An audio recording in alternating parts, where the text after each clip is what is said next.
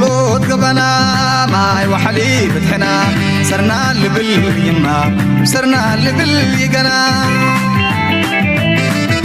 قلتي زينة وانت كليب تعزاندي طويل الرزاق والمغرع داندي نعمر زينة لي أي جاندي تكليب تحساندي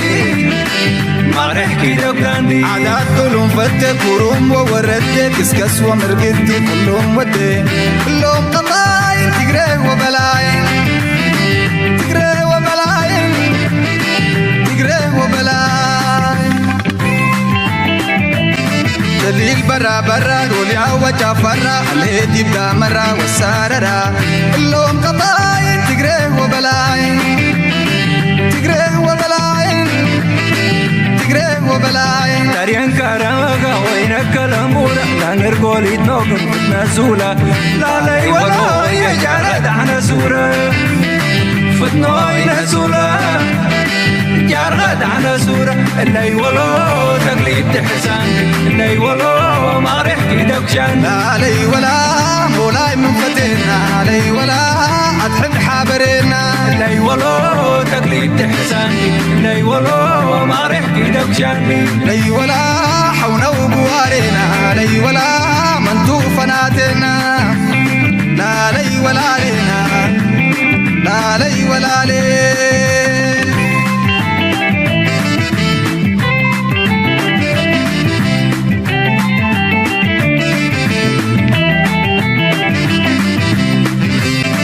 دليل برا برا دولي عوجا فرا عليه تبدا مرا والساررا كلهم قطاين تقري وبلاين تقري وبلاين تقري وبلاين تاريان كاراغا وينك الامورة لا نرقولي تنوقف نازولة لا لا ولا يا جارد احنا سورة فتنوي نازولة جارد على سورة اللي ولو تقليد تحسان اللي ولو ما ريحكي دوكشان لا لي ولا مولاي من فتنا لي ولا أتحب حابرنا سلام تخطاتلتنا إذا channel كما يتخونوا تبوك تكونوا ناي وتر تمليتنا بحقناني ولو مون كم وتروا قداسن وانا وانت حستوتات حزنا لكم متسينا لنا كسام موداتنا إذا مدام سانا كتصون حدو مغاب خبرنا قدمكم مبارنا إلو مارستي كم وترو نخلو كطبانا عالمن أكايدانا عالمن ناي ماكلاي مبرار لأنه خلو دما نابكرنا أفريكا زلو وصلوا بخلو مداي بغطبا بسأتاو مداي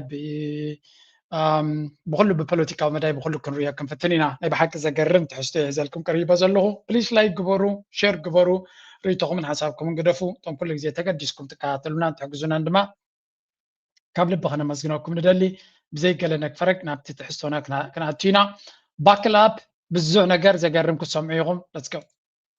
Hours, Donald Trump claims a blockade of the Strait of Hormuz will begin. The US Navy ordered to stop any ships heading for Iranian ports. Oil prices are now surging ahead of the midnight deadline. Once again, the US president is dialing up the tough talk. He's even taken a shot at the Pope before bizarrely depicting himself as Jesus Christ. Back in Washington and back to threatening Iran. Iran will not have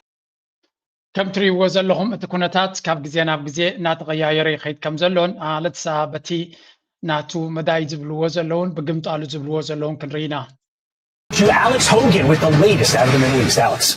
Good morning, Carly and Todd. So President Donald Trump says that the U.S. will start blocking passage through the Strait of Hormuz. He spoke about the new timeline of this operation when he was returning to the Capitol last night. I would say it's holding well. Their military is destroyed. Their whole Navy is underwater. You know that 158 ships are gone. Their Navy's gone. Most of their mine droppers are gone. We have a lot of people. كم تري وزلهم سبايزي أبناء بينو بلانيت كم زنبر زلو مبر أبناء أبزع عالمنا أنت زنبر حبريتا وي بيمان وي بسقام بس حنيرو إيران زتمارخت كل جزية كزارب كله إيران ولا حتى عقم زي بالله كل زودات جيري تزارب زلو أتات زاربا زلو جن كابتن السوزبو زاربا فترة حطوتاتي بزح عند عرق ساب كندوا داخلكم مالو غمزي انت خويني كطبانا علم زبلاشو زلو انت خويني تنداد تعاسي زلو انت خويني توشمت حرب ساعتي زلو ساب كندو نتحيل بحرناتو ما داخل كان تلغى دن اتوشمت حرموس كتكفتو زي تخل زبل ملسي بلون اجي حادو اي سحر كومن حيل اللوم ግን ሓግዙና ክንስዕሮም ክትብል ከለኻ ፈቲና ኣለና ገለ ዳኺምና ኢና ግን ሓይሊ ኣለዎም ክትብል ኣለካ ንሱ ግን ክዛረብ ከሎ ጠቕላላ ኢራን ወዲኣ ከም ዘላ ገይሩ ይዛረብ ዘሎ ኣብ ባይታ ክረኦ ከሎ ድማ ንነገራቶም መሊሶም እዮም ዝኸሩ ዘለዉ ነቲ ተዓፅዩ ዘሎ ካንሸሎ ተወሳኺ ማዕፆ ጌራ ነክዓፅዮ እየ ኢሉ ሕጂ ሓድሽ ዴድላይን ኣምፅኡ ኣሎ እቲ ዴድላይን ናቱ ድማ ነቲ ዕዳጋታት መሊሱ ረቢሽዎ ከባቢ በቲ ዝርርብ ምስ ተጀመረ እቲ ዕዳጋታት ኮንፊደንስ ናቱ ላዕሊ ወሪዱ ክሳብ 94-93 ዋጋ ናይቲ በርሚል በፂሑ ዝነበረ ናብ ልዕሊ 100-234 ኣቢሉ ደይብሎ ምክንያቱ ኣብቲ ኔጎሲዬሽንስ ወይ እውን ኣብቲ ዝርርብ ዝኾነ ይኹን ለውጣ የምፅኡን ጥራይ ዘይኮነስ ኣሜሪካ ብቁኑዕ ልቢ ኣይተሳተፈትን ነተንያሁ ድማ ኩሉ ነገር ከም ዝበላሾ ገይርዎ ሕጂ ድማ ዋላ ሓንቲ ክገብር ኣይክእልኒ እቲ ዕፅዋት ዝብሎ ዘሎ ነቲ ፀገም ተወሳኺ ፀገም ይትውስኸሉ ዘሎ ኢራን ብሚሳይላታ ኣይኮነትን ዓለም ረቢፃታ ዘላ ወይ እውን ሓኒቓታ ዘላ ነቲ ወሽመጥ ሓርሙዝ ዝበሃል ብኸመይ መንገዲ ዓፅዮም ኣለዉ ነቶም ዘይንፈልጦ ቁርብ ክርዳኣና ክሳብ ክንደይ ሶፊስቲኬትድ ምዃኖም ንሳቶም blunder how Iran missing mine maps are accidentally keeping the strait closed. That's the mess in the Strait of Hormuz right now. Back in early 2026, Iran's Revolutionary Guard rushed to turn this narrow waterway into a massive minefield. According to the New York Times, it wasn't a strategic masterstroke, it was pure panic. Under pressure, IRGC teams were just throwing explosives overboard. They were so focused on blocking Western warships that they didn't bother to record GPS coordinates or lay them in any kind of traceable pattern. They didn't just lock the door, they welded it shut and tossed the blueprints. Then ከም ትሪእዎ ዘለኹም ነቲ ወሽመጥ ሓርሙዝ ኣብ ገለ ነጥቢ ሽግር ክፈጥሩሎም ከም ዝኽእሉ ስለ ዝፈልጡ ዝነበሩ እንታይ ገብሩ ጀሚሮም ብምሉእ እቲ መስመር ናይ ንግዲ ወይ ዓብ ክፋል ናይቲ መስመር ናይ ንግዲ ፈንጂ ተኺሎምሉ እቲ ፈንጂ ድማ ከም ትሪእዎ ዘለኹም እዮም ኣብቲ ኢንተርናሽናሊ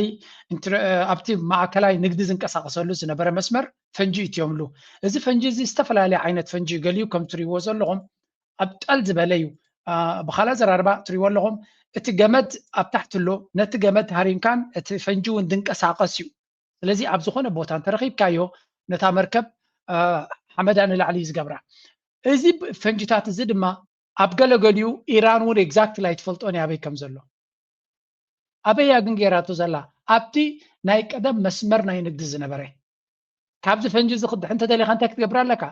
በቲ ኣፍ ደገ ናይ ኢራን ክትመፅእ ኣለካ ኣብቲ ካንሸሎ ናይ ኢራን ክትመፅእ ኣለካ በቲ ኬላ ናይ ኢራን ክትመፅእ ኣለካ ካብዚ ፈንጂ ዝኽድሕ እንድሕር ኮይንካ ስለዚ ኣሜሪካ ወላ እውን ክፈትሖ እየ እንድሕር ኢላ ነዚ ፈንጂታት እዚ ብምሉእ ደልያ ከተውፅኦ ክትክእል ኣለዋ ድሕሪ እዩ እቲ መስመር ናይ ንግዲ ክኽፈት ዝኽእል ስለዚ ከምዚ ጌርካዮ ደርቢኻዮ እንድሕር ከድካ ኣበይ ከም ዘሎ ድማ እንተደይነጊሮምካ ንኣዋርሕ ክወስድ ዝኽእል ስራሕ እዩ ዝበሃል እዚ ብውሕዱ ኣዋርሕ ክወስድ ይኽእል ስለዚ እዚ ፈንጂታት እዚ መጀመርያ መርከብ ከምዚ ኢላ እንተረጊፃቶ ደን ቡም እትሪእዎ ዘለኹም እቲ ሓደጋ ኣዝዩ ገጂፍ እዩ ዝኸውን ስለዚ ከም ትሪእዎ ዘለኹም ኢራን ነዚ ቦታ እዚ ከመይ ጌራ ኣባላሽያቶ ከም ዘላን ብዘይ ናይ ኢራን ፍቓድን ብዘይ ናይ ኢራን ምትሕብባርን ንክትፈትሖ ክሳዕ ክንደይ ከቢድ ክኸውን ከም ዝኾነን እቲ ዝዓበየ ፀገም ድማ 20% ነዳዲ ናይ ዓለምና ካብዚ ዝብገስ ብዘይ እዚ ነዳዲ እዚ ቁጠባ ዓለምና ክረጋጋእ ኣይክእልን እዩ ስለዚ ናይ ዓለምና ነዳዲ ቀረብ 20% ካብዚ ስለ ዝመፅእ ብፍላይ ድማ ሃገራት ከም በዓል ደቡብ ኮርያ ጃፓን ታይዋን ማለት 60% ናይ ቺፕስ ሰሚ ኮንዳክተርስ ናይ ዓለምና ዝስራሓሉ ቦታ እዩ ብዘይ እሱ ቴክኖሎጂ ክንቀሳቀስ ኣይክእልን እዩ ስለዚ ነዳዲ እንተዘይብሎም ሶም ክሰርሑ ይክእሉን እዮም ንሶም ተዘይሰሪሖም ብምሉእ ቴክኖሎጂ ሴክተር ናይ ኣሜሪካ ክፅለ እዩ ከባቢ 60% ናይ ኩሉ ስማርትፎን ዲ መኪና ድዩ ገለ ኤሌክትሮኒክስ ኣብ ውሽጡ ዝኣቲ ቺፕ ዝበሃል ታይዋን እያ ትሰርሖ እቲ ታይዋን ድማ ብዓብዩ ኣብዚ ቦታ እዚ ዝምርኮስ ነዳዲ ናቱ ስለዚ ኣሜሪካ ባዕላ ክትቦም ክትክእል ኣለዋ ካብቲ ዘለዋ እንድሕር ከምኡ ኮይኑ ብዝኾነ ከም ትሪእዎ ዘለኹም ኢራን ነዚ ገይም እዚ ፅቡቅ ጌራ ሲናርዮታት ፕላን ጌራ ዝኣተወቶ እያ ዶናልድ ትራምፕ ናይ እንፅርፅሮት ዝገብሮ ዘሎ ዝገበረ እንተገበረ ብቐሊሉ ክፈትሖ ዝኽእል ፀገም ኣይኮነን እዩ ዝበሃል ዘሎ ብቐሊሉ ክፈትሖ ዘይክእል ፀገም እንድሕር ኮይኑ ድማ ንቁጠባ ዓለም ብፍፁም ክጠቕሞ ኣይክእልን ኣብዚ እዋን እዚ ምክንያቱ ልዕሊ 43 መዓልቲ 44 መዓልቲ ነዳዲ ከይወፅእ ጠጠው ኢሉ ኣብዚ ቦታ እዚ እቶም በዓል ስዑድያ ጠውዮም ብካልእ መንገዲ ዝኸድዎ ዝነበሩ ድማ ይሃርምዎ ኣለዉ ብዝተፈላለየ መንገዲ ብዛዕባ ድሓር ከርእየኩም እየ መን ከም ዝሃርመዎ ኣይፍለጥን እዩ ድሮ ንኢራቅ ክትከስስ ጀሚራ ኣላ ስዑድያ ስለዚ እቲ ኩነታት ምናልባት ካብቲ ፈንጂ ንሶም ዝገበርዎ እንድሕር ድሒንካ ድማ እዚአን እንታይ እዮም ዝብልወን ሞስኪቶ ቦት ዝብልወን ሞስኪቶ ቦት ማለት ልክዕ ከም ጣንጡ ዝመስላየን ቦምባ ክሳቅለለን ትኽእል ካልእ ክገብራ ክእላ ነታ ፈንጂ ዘይረኸበታ ነዚያ ይሰዱላ ሓንቲ ከምዘን ሻሂድ ድሮ ናቶም ያ ከይዳ ወሊዓ ትገድፋ ነታ መርከብ እንዳትሴት ስለዚ ነዚኣተን ንኩለን በማይት በሸሓት ቁፅር እዩ ዘለዎም ኢራን ከምዚ ስለዚ ነዚ ክንታይ ካ ክትገብሮ ባዕሎም እዮም ካደፍርይዎ this is going to be a nightmare ብዘይ ናይ ኢራን ፍቃድ ነዚ ባሕሪ እዚ ክትቆፃፀሮ ነዚ ቦታ እዚ ከተውሕሶ ኣይትኽእልን ኢኻ ሶ ዶናልድ ትራምፕ regardless እንታይ ይብላ ኣሎ ነይብናቶም ቀቲለየ ጀንዕፍሪ ገይረ ከምዚ ገበርኩ ከምዚ በልኩ እንተበለ it's just all lies you cannot do ረይዎ ነዛ መርከብ እጂ እንታይ ገብርዋ ክእሉ ነዛ ናይ ኣሜሪካ መርከብ ክትሃርም ትኽእል እያ ሳ ግን ሓደ ሚእቲ ካብዚ እንተሰይዶም ኢልካ እንታይ ካ ክትገብሮ they're going to ስወርም ክገብሩ ከዮም መፅኦም ብኩሉ መንገዲ ከምዚ ኢሎም ከምዚ ጣንጡ ዝዝ ኢሎም መፁኻ ንገሊአን ክትሃርመን ኢኻ ብርግፅ ገሊአን ግን መፅአን ክጋጭዋ እዮም ሳኻ and that's the story ከምዚ ገይሮም እዮም ነቲ ዓውደ ኩናት asymmetric warfare ዝበሃል ንስኻ ማዕረት ፃላኢኻ ዓቕሚ ከይህልወካ ኸእል እዩ ካብ ፃላኢኻ ንላዕሊ ግን ዝተረቃቐ ብውሑድ ባጀት ነዘን ጀላቡ እንታይ ገብሩ ንሪኢኹም ኣለኹም ፈንጂ ሰቂሎም ምን ኣለዉ ምስ ተጋጭዋት ፈንጂ ትኮስ ናተን ተተኳስሎ ፈንጂ ይውሰኽ እቲ መርከብ እቲ ድማ ብቢልዮናት ወይ ከዓ በማኢት ሚልዮናት ተሰርሐ መርከብ በዘን ንኣሹ ጀላቡ ገይሮም ዓነውነው የብሉኻ ስለዚ ኢራን ንዓመታት ዝተዳለወትሉ ኩናት እዩ ዶናልድ ትራምፕ እናተላገፀ ያትይዎ ነተንያሁ ፅቡቅ ገይሩ ይፈልጥ ነይሩ ከምዚ ከም ዝኾነ ግን ተላጊፅሉ ዓሻ ምዃኑ ዶናልድ ትራምፕ ስለዝፈለጠ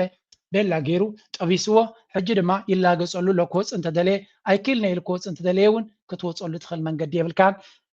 ዘሊልካ ዝኣተኻያ ጉሰም መጥራይ ናበይ ድሕርየ ትመስል ናይ በረኻት መንግስቲ ኣብ ደርፊ ወሊዕሉ ዘሎ እዮም ዝብሉ ዘለዉ so all this ኩሉ ምስ ተባህለ ኣብ መወዳእታ ከም ንሪኦ ዘለና ናይ ብሓቂ እቲ ኩነታት ከቢድ ክኸውን ከም ዝኽእልን ዶናልድ ትራምፕ ድማ ክንምንታይ የጉርዓሎ ክገብሮ ዝኽእል ነገር ብዙሕ ከም ዘይብሉ 10 o'clock tomorrow, we have a blockade going into effect. That'll be 10 o'clock tomorrow. Other nations are working so that Iran will not be able to sell oil, and that will be very effective. The president says the U.S. will also sweep the critical waterway of mines. U.S. Central Command explaining this. ከምዚ ትሪእዎ ዘለኹም እዮም መራኽብ ናቶም ፈቲነን ነይረን እየን ክሓልፋ ከቢድ ፈተና ምስ ኣጋጠመን ተመሊሰን ነዚ መስመር ናይ ንግዲ ክትሓልፎ እንድሕር ኮንካ ልክዕ ኣብቲ ቀይሕ ላዕሊ ዘሎ ብመንገዲ ናይ ኢራን ጌርካ ጥራይኻ ክትሓልፎ ትኽእል እቲ ካልእ ኩሉ ሓደጋ እዩ ነተን መራኽብ ካብቲ ናቶም ፈንጂ እንተወፂኻ ድማ ሚሳይላት ናቶም ወልዒ ክገጥፈካ ነዛ ቪድዮ ጥራይ እናገበርክዋ ከለኹ ሓንቲ መርከብ ናይ ኣሜሪካ ሃሪሞማ ከም ዘለዎ እዩ ዝግንገር ዘሎ ስለዚ ኣሜሪካ is in deep trouble ቁጠባ ዓለም ድማ ዓብይ ሽግርን ብድሆን ገጢምዎ ኣሎ ስለዚ ኣብዚ ጉዳይ እዚ እዚ ኩነታት ናበይ ገፁ ክኸይድ እዩ ኢራን እንታይ ይብሉ ኣለዎ ስምዕዎ government been saying to such a huge threat there from Trump?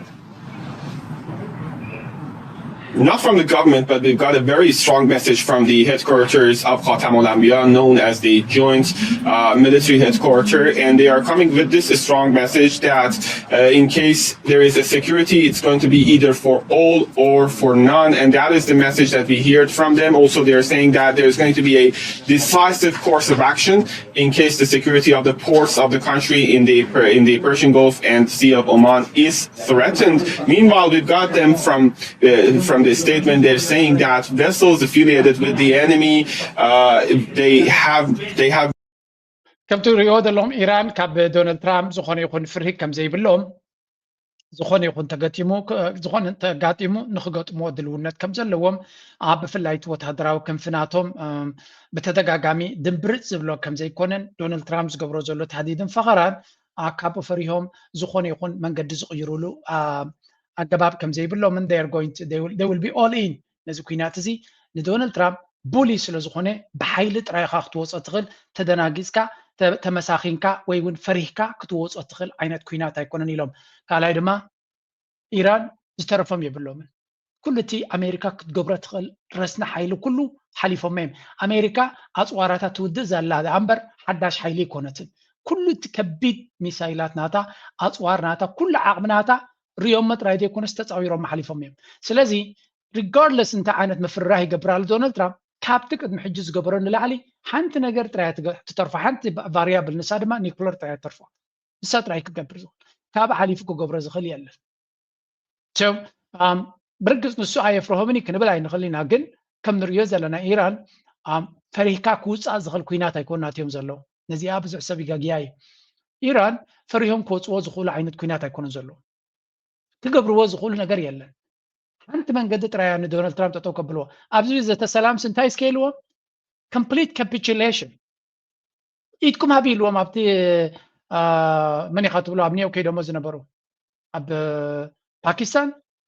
እዚ ኩሉ ኣብ ኩናት 4 መዓልቲ ተፃዊሮም ዝቕፅሉ ዘለዉ ሲ ኢድኩም ሃቡ ተማረኹ ኢልዎ so ንከምዚ ዓይነት ደፋር ዝኾነ መራሒ ከመይ ጌርካ ክትፅመሞ ትኽእል ሓቆም እዮም ክገጥሞ ጥራይ ዘለዉ And obviously that is part and parcel of the grand strategy that we have been hearing from the Iranian side over the past few days and weeks. The supreme leader of the country, Ayatollah Mujtaba Khamenei, the new supreme leader, came out in a statement in which he said that there is going to be a new regime, a new management over the Strait of Hormuz, and take it to the context that Iran is trying to use that as a leverage point when it comes to Iran's situation in the region and when it comes to the security context in the region. We know that part of Iran's leverage across the region, including when it comes to Lebanon, Iraq, and Syria. ስለዚ እዚ ወሽመጥ ሕርሙዝ ኣካል ናይቲ ኣፅዋር ናቶም ገይሮም እዮም ኣፅዋር ናቶም እዩ ኣካል ናይቲ ምክልኻል ናይ ኢራን እዩ ስለዚ በዚ መንገዲ እዚ ገይሮም ነብሶም ክከላኸሉን ነቲ ዘሎ ኩነታት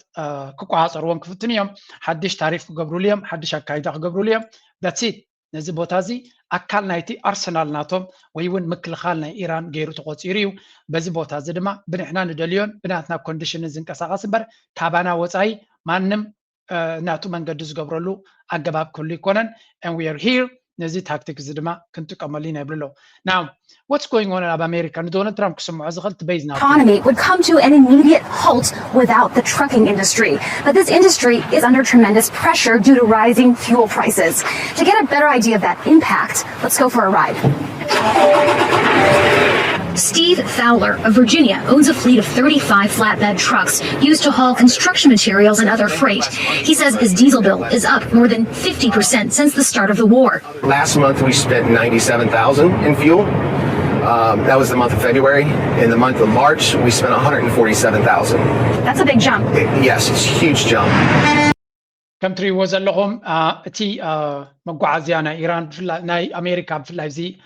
ትራክስ ዝበሃል ዋጋ ናይ ነዳዲ ብ4% ወሲኹ ከም ዘሎ እዩ ዝነግር ዘሎ እቲ ዋጋ ናብቶም ዓማዊል ኢና ንሕልፎ ዘለና ግን ነቲ ቢዝነስ ናትና ዓብ ፅልዋይ ገይርዎ ዘሎ በዚ መንገዲ እዚ ማ ክቕፅል ኣይክእልን እዩ ዝብል ዘሎ ስለዚ ዶናልድ ትራምፕ ዶሜስቲክሊ እዚ ባዕሉ እዚ ይፀልወናኒ ንዓና ነዳዲ ናትና ውሽጥና ዓብድሎ ገለመለ ብላብላ ዝብሎ ኮመንት እቲ ቁጠባ ስለ ዘይርድኦ ወይ እውን ሓሶት ኣመሉ ስለ ዝኾነ እምበር ኣብ ውሽጢ ዓዱ ኣበርትዑ ዝሃርሞ ዘሎ እቲ ቁጠባ ስለዚ ከም ትሪእዎ ዘለኹም ቶም ትራከርስ ከቢድ ዝኾነ ሓደጋ መፂዎም ኣሎ ምክንያቱ ዋጋ ናይ ነዳዲ ዓብ ክፋል ናይቲ ቁጠባኦም እዩ and it's hurting them ስለዚ እቲ ዝህረም ዘሎ ኩነታት ድማ ከም ትሪእዎ ዘለኹም 72% ናይቲ ዶሜስቲክ ፍሬይት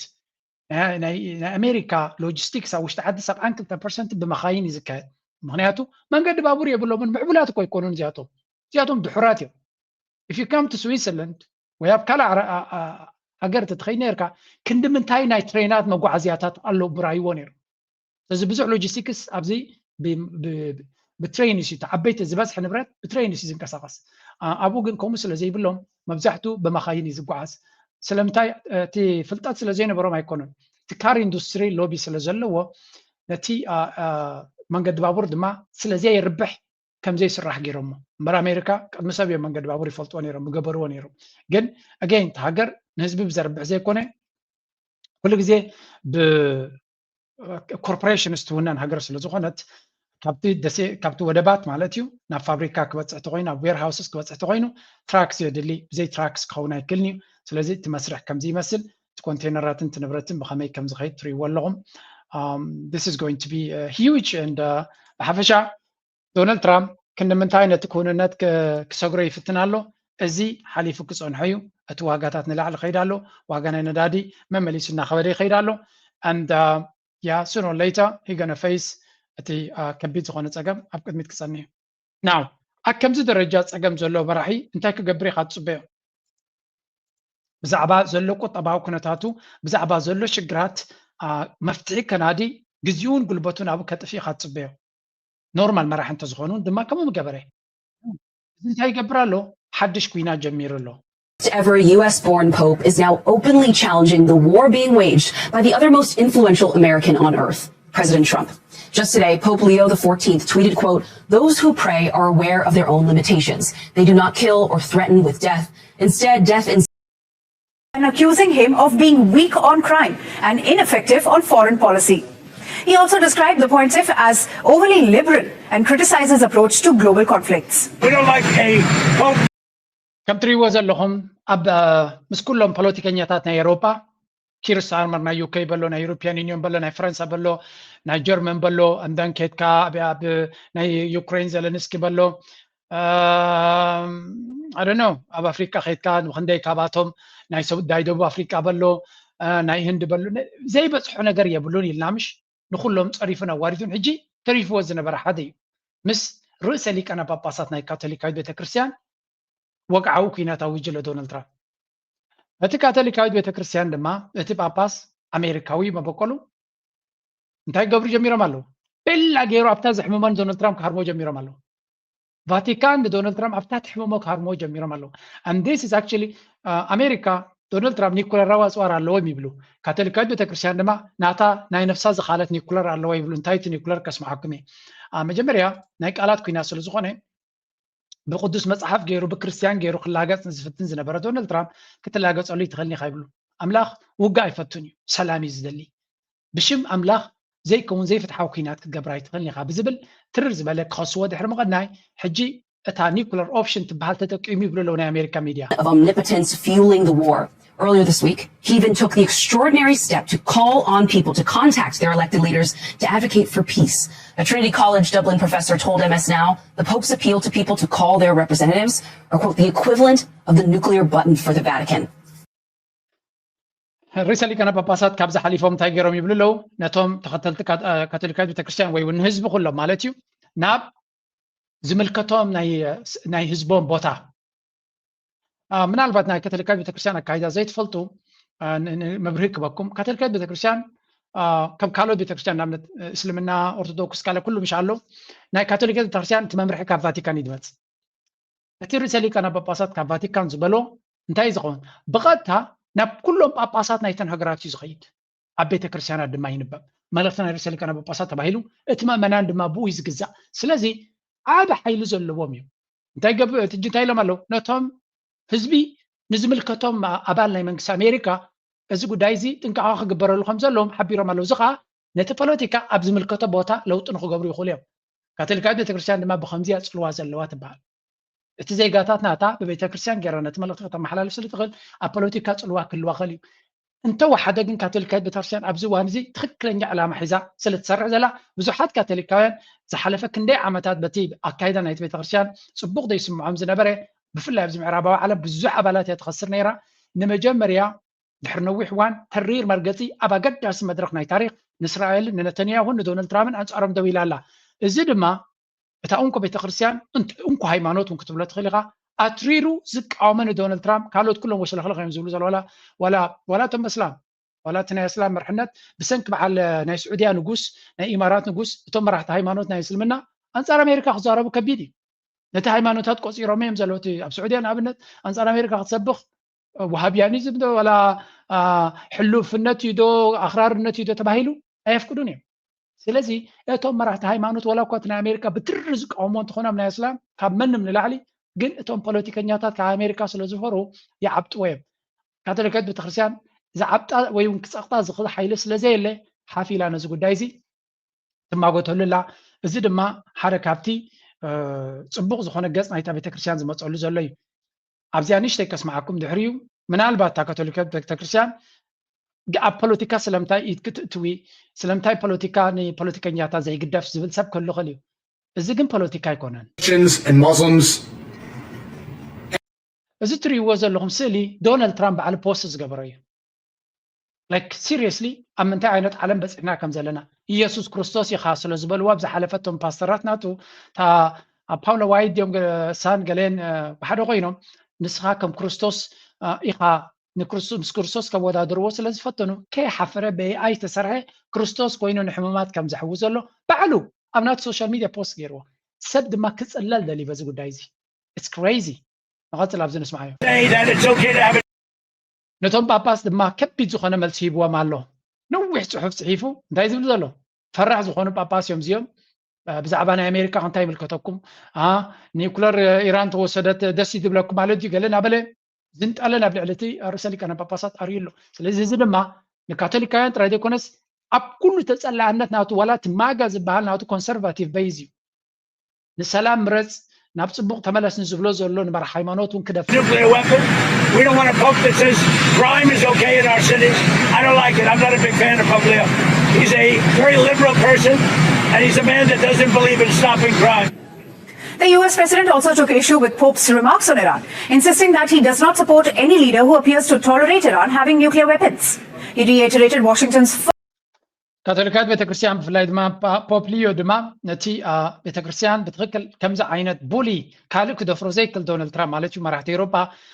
ሕም ድሕሪ ኢሉ ትሕቲ ኩርሲ ዝኣትዉ እቲ እንኮ ነቲ ሓያል ነዚ ደንዳኒ መራሒ ናይ ኤውሮጳ ናይ ኣሜሪካ ማለት እዩ ትጋገለኻ ጥራይ ዘይኮነሲ ንስኻ ትመርፆ ዘለካ መንገዲ ጥፍኣት እዩ ክርስቶስ ከም ዝለኣኸካ ግን ኣክት ኣይትግበር ኢሎሞ እዚ ከምዚ ዓይነት ትብዓት ዘለዎ ኣብዚ እዋን እዚ ኣድላይ ንዶናልድ ትራምፕ መንገዲ ክቕይር ክኽእል ኣሎ ኒውክለር ክትኩስ ክኽእል ኢለን ቀነ ዘፈራርሆ ዘሎ ናብኡ ዝኸይድ ዘሎ እዩ ስለዚ ኣብዚ እዋን እዚ ሓያል ዝኾነ ተቃውሞ ክገጥሞ ክኽእል ኣሎ እታ ናይ ካቶሊካዊት ቤተክርስትያን ግን ዓቕሚ ስለ ዘለዋ ወይ እውን ኣፅዋር ስለ ዘለዋ ይኮነ ድምፂ እቲ ሓይሊ ዝገብር ዘሎ ንሳቶም ነቲ ናይ ሞራላዊ ኩናት ጀሚሮም ኣለዉ እዚ ማለት ድማ ህዝቢ ኣሜሪካ ባዕሉ እቲ ድምፂ ዘለዎ ህዝቢ ክመርፅ ዝኽእል ህዝቢ ንዶናልድ ትራምፕ እንታይ ክብሎ ጀሚሩ ኣሎ ንስኻ ዲያብሎስ ኢኻ ክብሎ ጀሚሩ ኣሎ imaginable. You're covering up a child sex trafficking ring because you're implicated in it. And the consequence of this is you have to give Israel missiles to murder children by the millions and drag your own country into another war, the very kind of war that you ran to stop. It's like, what is this, Bill Clinton and George Bush put together? I mean, we elected Trump as repudiation of the legacy of all these presidents. He's all of them rolled into one. He's a warmonger like Bush. He's a sex criminal like Bill Clinton. He's demented like Joe Biden. As long as MAGA ዝበሃል ንዶናልድ ትራምፕ ክሳዕ ክንደይ ኣቆጥዕዎም ከም ዘሎ እቶም ሊበራልስ ወይ ከዓ ዴሞክራትስ ንዶናልድ ትራምፕ ምቋም ገዲፎም እዮም ማጋ ነቲ ስራሕ ማጋ ስለ ዝተቐበልዎ ሒዞም ድማ ድከቱ እዮም ተፅግብዎ ዘለዉ እንታይ ዓይነት መራሒና መሪፅና ባይሎም ንሕና ክመርፀካ ከለና ቅድሜኻ ንዝነበሩ ጆ ባይደን ቢል ክሊንተን ጆርጅ ቡሽ ንሰለስቲኦም ከምኣቶም ዓይነት ፖለቲከኛ ስለ ዘይደለና ወይ እውን ከም ሻሕማም ኦባማ ስለ ዘይደለና ናይ ኣሜሪካ ጥራይ ዘገድሶ ካልእ ዓለም በዓላት ትፈልጥ ብዛዕባ ዓለም እውን ኣፍልጦ ስለ ዘይብልካ ርእስኻ እውን ክሳዕ ክንዱ ስለ ዘይከይድ ናይ ኣሜሪካ ጥራይ ክትግደስ ስለ ዝኾንካ ኢና መሪፅናካ ንስኻ ግን ካብ ኩላቶም ዝገደደ ቢል ክሊንተን ብምንዝርና በቲ ናይ ምስ ሓንቲ ሰክረታር ናቱ ርክብ እናገበረ ተረኺቡ ዝተባሃለ እቲ ምስጢር እንታይ ትፈልጥ ማለኹም እታ ንዕኡ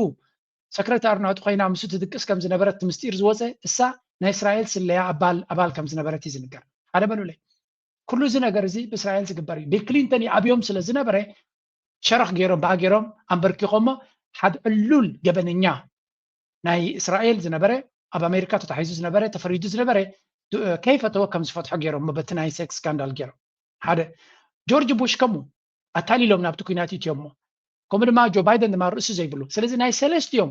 ርእሱ ሕሙም ማለት እዩ ዶናልድ ትራምፕ ናይ ውግእ ከም ጆርጅ ቡሽ ኣብ ሴክስን ብዕልግናን ዝተቆማጥዐ ድማ ከም ቢል ክሊንተን ናይ ሰለስቲኦም ድምር ኣብ ሓደ ፕሬዚደንት ገይሩ መፂና ኣሎ ይብላሉ ክንምንታይ ተቆጢዖም ከም ዘለዎ ቡ መግለፂ የብሉን ስለዚ ንሕና ካብዚ ሰብ እዚ ከመይ ጌርና ክንረሓቕ ንኽእል እቶም ንዕኡ ኣብ ስልጣን ደምፅዎ ንዖም እናፀረፈ ናይ ኣይሁድ ደገፍቲ ዝኾኑ ፅዮናውያን ፖለቲከኛታት ቀንዲ ዕሩኽቲ ገይሩ ዘሎ እዚኦም ድሕሪ ኮይኖም ዕሩኽትኻ ምሳኻ ርክብካ ኣይድልየናን እዩ ታባኻ ክንረሓቕ ጥራይ ዘዋፅኣና ንስኻ ክትጓሓፍ ኢኻ ንሕና ግን ሓድሽ ፖለቲካ ሒዝና ከነርእየካ ኢና ፈኸራ ይልክዕ መዓዝ ከም ነርእየካ ከነርእየካ ኢና እዮም ዝብልዎ ዘሎ ምርጫ ክመፅእ እዩ ምዃኑ ንስኻ ዕድሜኻ ስለ ዝኸዳ ይትምረፅን ኢኻ ግን በይናይ ከም ነረኻኽበልካ ድሕሪ ቁርብ ተለዋርሕ የራኽበና ኢሉ ይፍክረሉ ስለዚ ንሕና ብካልእ መንገዲ ታከር ካርልሰን ኬንዲስ ኦውን ኒክ ፎይንትስ በዓሉ ማለት እዩ ካልኦትን ሒዝና ኩላትና ተሓጋጊዝና ሓድሽ ፖለቲካ ክንፈጥር ክንፍትን ኢና ኣሜሪካ ፈረስ ዝብል ነቲ ናትካ ማጋ ጓሓፍ ኣሊና ድማ ክንቅፅል ኢና ብፍላይ ኣብ ሃይማኖታት ዝገብሮ ዘሎ ድማ ካብ መጠን ንላዕሊ ቁጥዐ ፈጢሩሎም ኣሎ እቲ ቁጥዐ ድማ ላዕሊ በፂሑ ስለ ዘሎ ሓንቲ ኣብዚኣ ደስ ዝበለትኒ ብፍላይ ሓደ እስላማይ ክርስቲያን ነይሩ እስላማይ ዝተቐየረ ዝበላ ስምዑ For real Christians and Muslims, everybody, it's time for going to unite. Do you get it now? Do you understand that the enemy is not Muslims? Do you understand that the terrorists are not Muslims? Do you understand? Do you see Trump depicting himself as God? Is he putting his hands on Jeffrey Epstein? This looks like Epstein. Trump is committing the greatest sin you could possibly commit. Trump is disrespecting the Pope. And then he posts on Sunday, right after he said, praise be to Allah. Right after, on Easter Sunday, he says, praise be to Allah, open up the effing strait. He disrespects the Pope a week later and then depicts himself as Jesus, as God. ኣብ ዶናልድ ትራምፕ ክመጽእ ከሎ ነዚ ቻነለይ ትኽተልዎ ዝነበርኩም ኣብቲ ግዜ ምርጫ እንታይ ይብለኩም ነይራነ ኣብዚ እዋን እዚ እቲ ኢሊት ናይ ምዕራባዊ ዓለም ቶም ግሎባሊስትስ ኣስላምን ክርስቲያንን ዘገድሶም ኣይኮኑን ፀረ ክርስቶስን ፀረ ኣምላኽን እዮም ኢና ንብል ነርና ንዶናልድ ትራምፕ ዘምፅዎ ድማ ብዘየገድስ እንታይ ሃይማኖት እዩ ሰብ ኣብ ኣምላኽ ንክኣምን ዕድል ክፈጥሩ እዩ ስለተባሃለ እዩ that's why ድማ ብዙሕ ሰብ ደጊፍዎ ብዙሓት ኣስላም ደጊፎም እዮም ምክንያቱ እቲ ናይ ግብረ ሰዶምን ናይ ትራንስጀንደርን ገለና በሉ ነዚ እስልምና ይኹን ነዚ ክርስትና ብፍላይ ነቶም ኮንሰርቫቲቭ ሕብረተሰብ ከቢድ ዝኾነ ፈተና ይፈጥሩ ስለ ዝነበሩ ኣብ በዓል ኡጋንዳ ግብረ ሰዶም ዘየፍቀዱ ኢሎም እገዳ ክገብሩ ስለ ዝጀመሩ እቲ ጉዳይ ናብ ካልእ ከይዱ ነይሩ ነዚ ዝመረፅዎ ድማ ናይ ኣምላኽ መሲልዎም ብሽም ኣምላኽ እናሰበኸ ወይ እውን ምስቶም ናይ ኣምላኽ እናተፀጋዕ ስለ ዝመፀ ንብዙሕ ሰብ ኣደናጊር እዩ ሕጂ ግን ተረዲኩም ዶ ይብላሉ እዚ ፀረ ኣምላኽ እዩ ፀረ ኣምላኽ እዩ ከምቲ ንዑ ዝኸፍሉ ዘለዉ ፀረ ኣምላኽ ስለ ዝኾኑ ብፍላይ እቶም ምስ ናይ እስራኤል ሎቢ ዝተፀግዑ ፖለቲከኛታት ፀረ ኣምላኽ እዮም ዶናልድ ትራምፕ ላይ ከይመስለኩም ሓንቲ ክበኩም እየ ድሕሪኡ ፅቡቅ ጌሩ ክበርሃልኩም ፍላይ እቲ ዶናልድ ትራምፕ ናይ ኣምላኽ ዝመስለኩም ዘሎ listen to this one ክርስቶስ ንጉስ እዩ ንብል ኢና ንሕና Jesus is king ክርስቶስ ንጉስ እዩ ክንብል ኣካል ናይ ሃይማኖትና እዩ እንታይ እስከብዚ ክርስትና ናቶም ፍልይ ዝበለ እዩ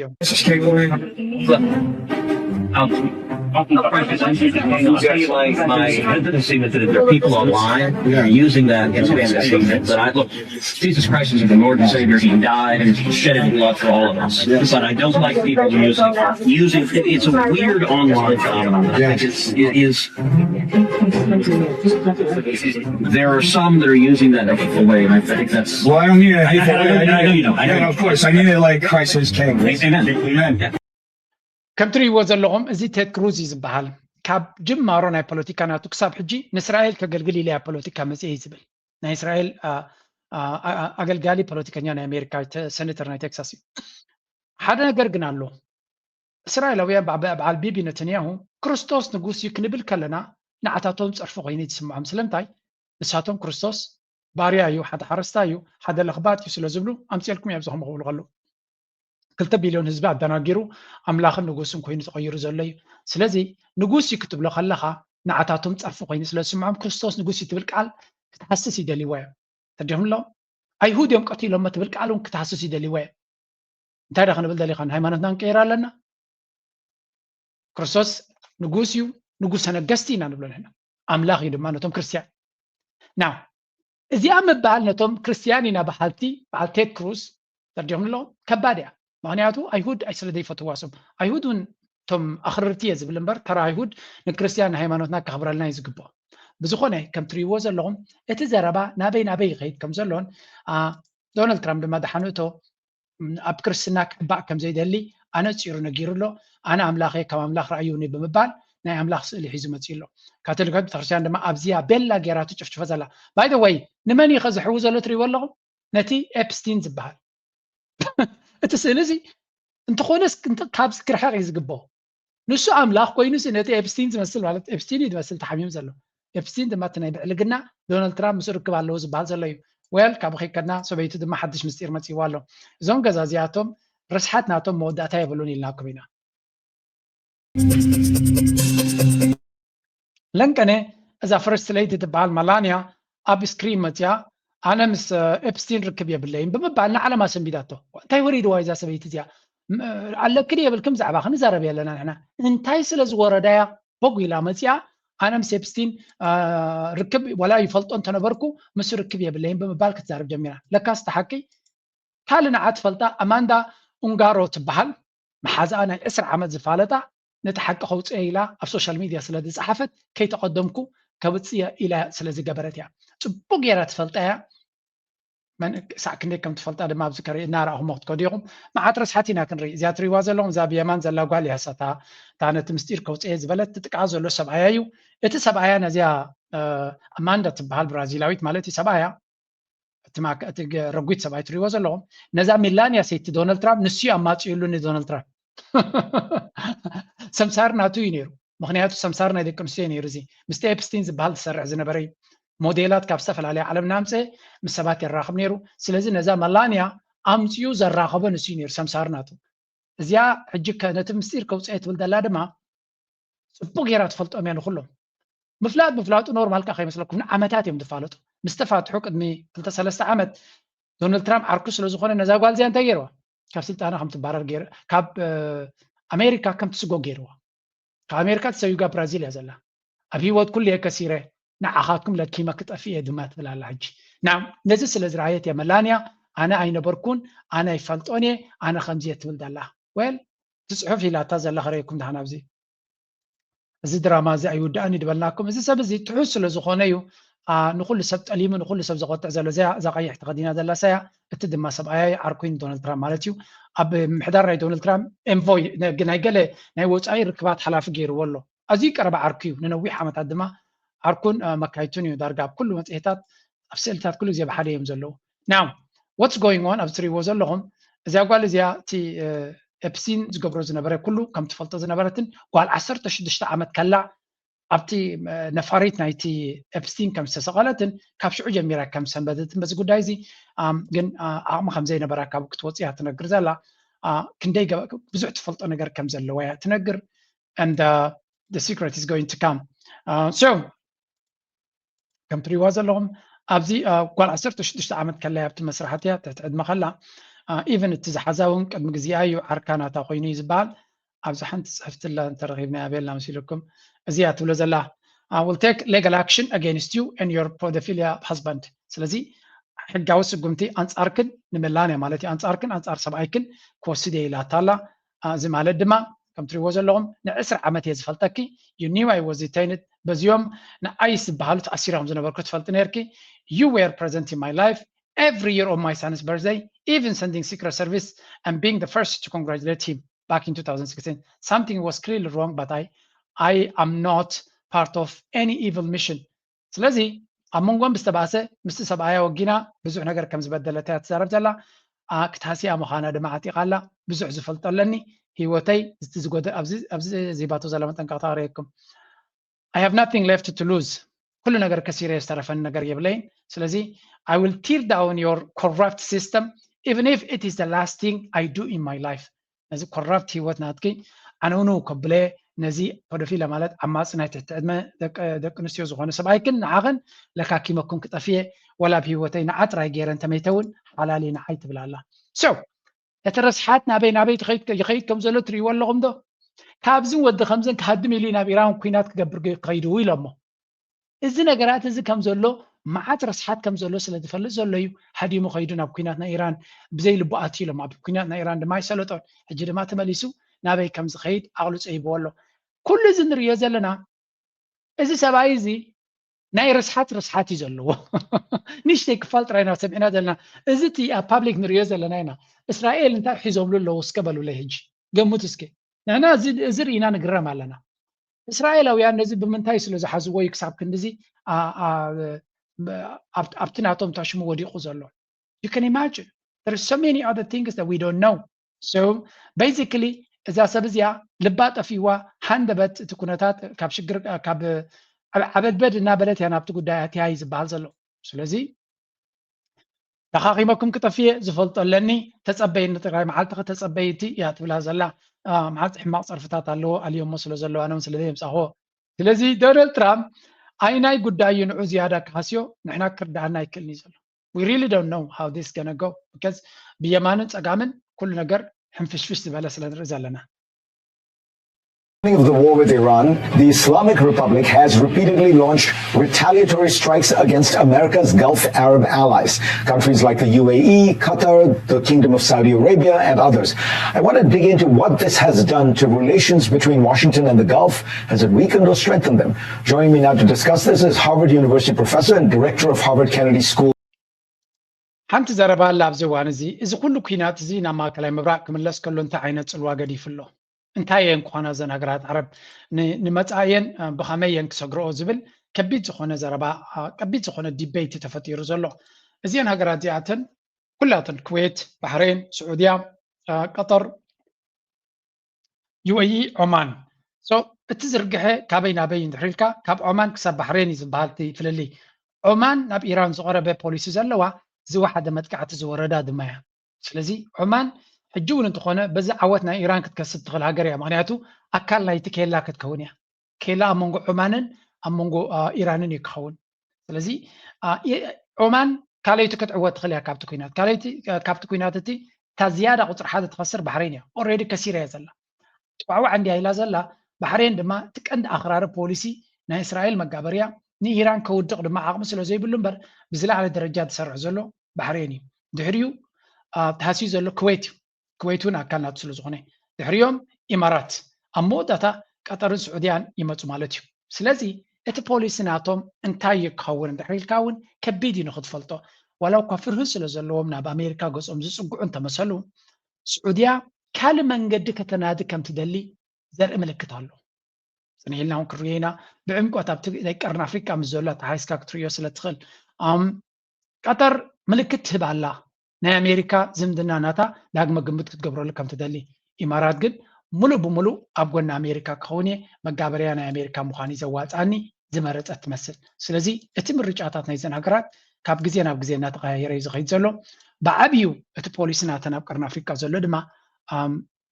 ብመጠር ክትልክዖ ትኽእል ኢኻ መጠን ክንደይ ናብ እስራኤል ክፅጋዕ ኣይደልያ ኣለዋ መጠን ክንደይ ካብ እስራኤል ክርሕቅ ኣይደልያ ኣለዋ ኣብ ቀርኒ ኣፍሪቃ ድማ ተገራጫዊ ዕላማ ይክልወን ተገራጫዊ ስትራቴጂ ይክልወን ንዑ ብኩሉ መንገዲ ክንርዮ ክንፍትን ኢና ሕጂ ናብኡ ክንሰግር ክህደት ቁጥር 2 በሀገር ላይ ተፈጸመ ያኔ በህጋዊ መንገድም እነሱ ራሳቸው ውጊያውን ስለጀመሩ እኛ የፈለግነውን ነገር ለማድረግ የሚያስችለን የህግ ሽፋን ነበር በዲፕሎማሲ አንፃር እነሱ ውጊያውን ስለጀመሩት የዲፕሎማሲ ሽፋን ነበር ከአቅም አንፃር ደግሞ የፈለግነውን ማድረግ የምንችልበት አቅም ጴጥሮስ ኢየሱስ ክርስቶስን ዶሮ ሳይጮህ 3 ጊዜ እንደከዳው እንደምትናገር አላውቅም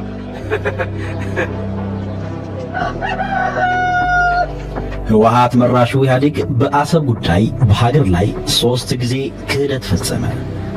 ክህደቱም ኢትዮጵያን የባህር በር አሳጣት። እንታይ ይብሉ ሎ ተሰምዖም ኣለኹም ነቶም ዘይተሰምዕዎም እዚ እንታይ ዓይነት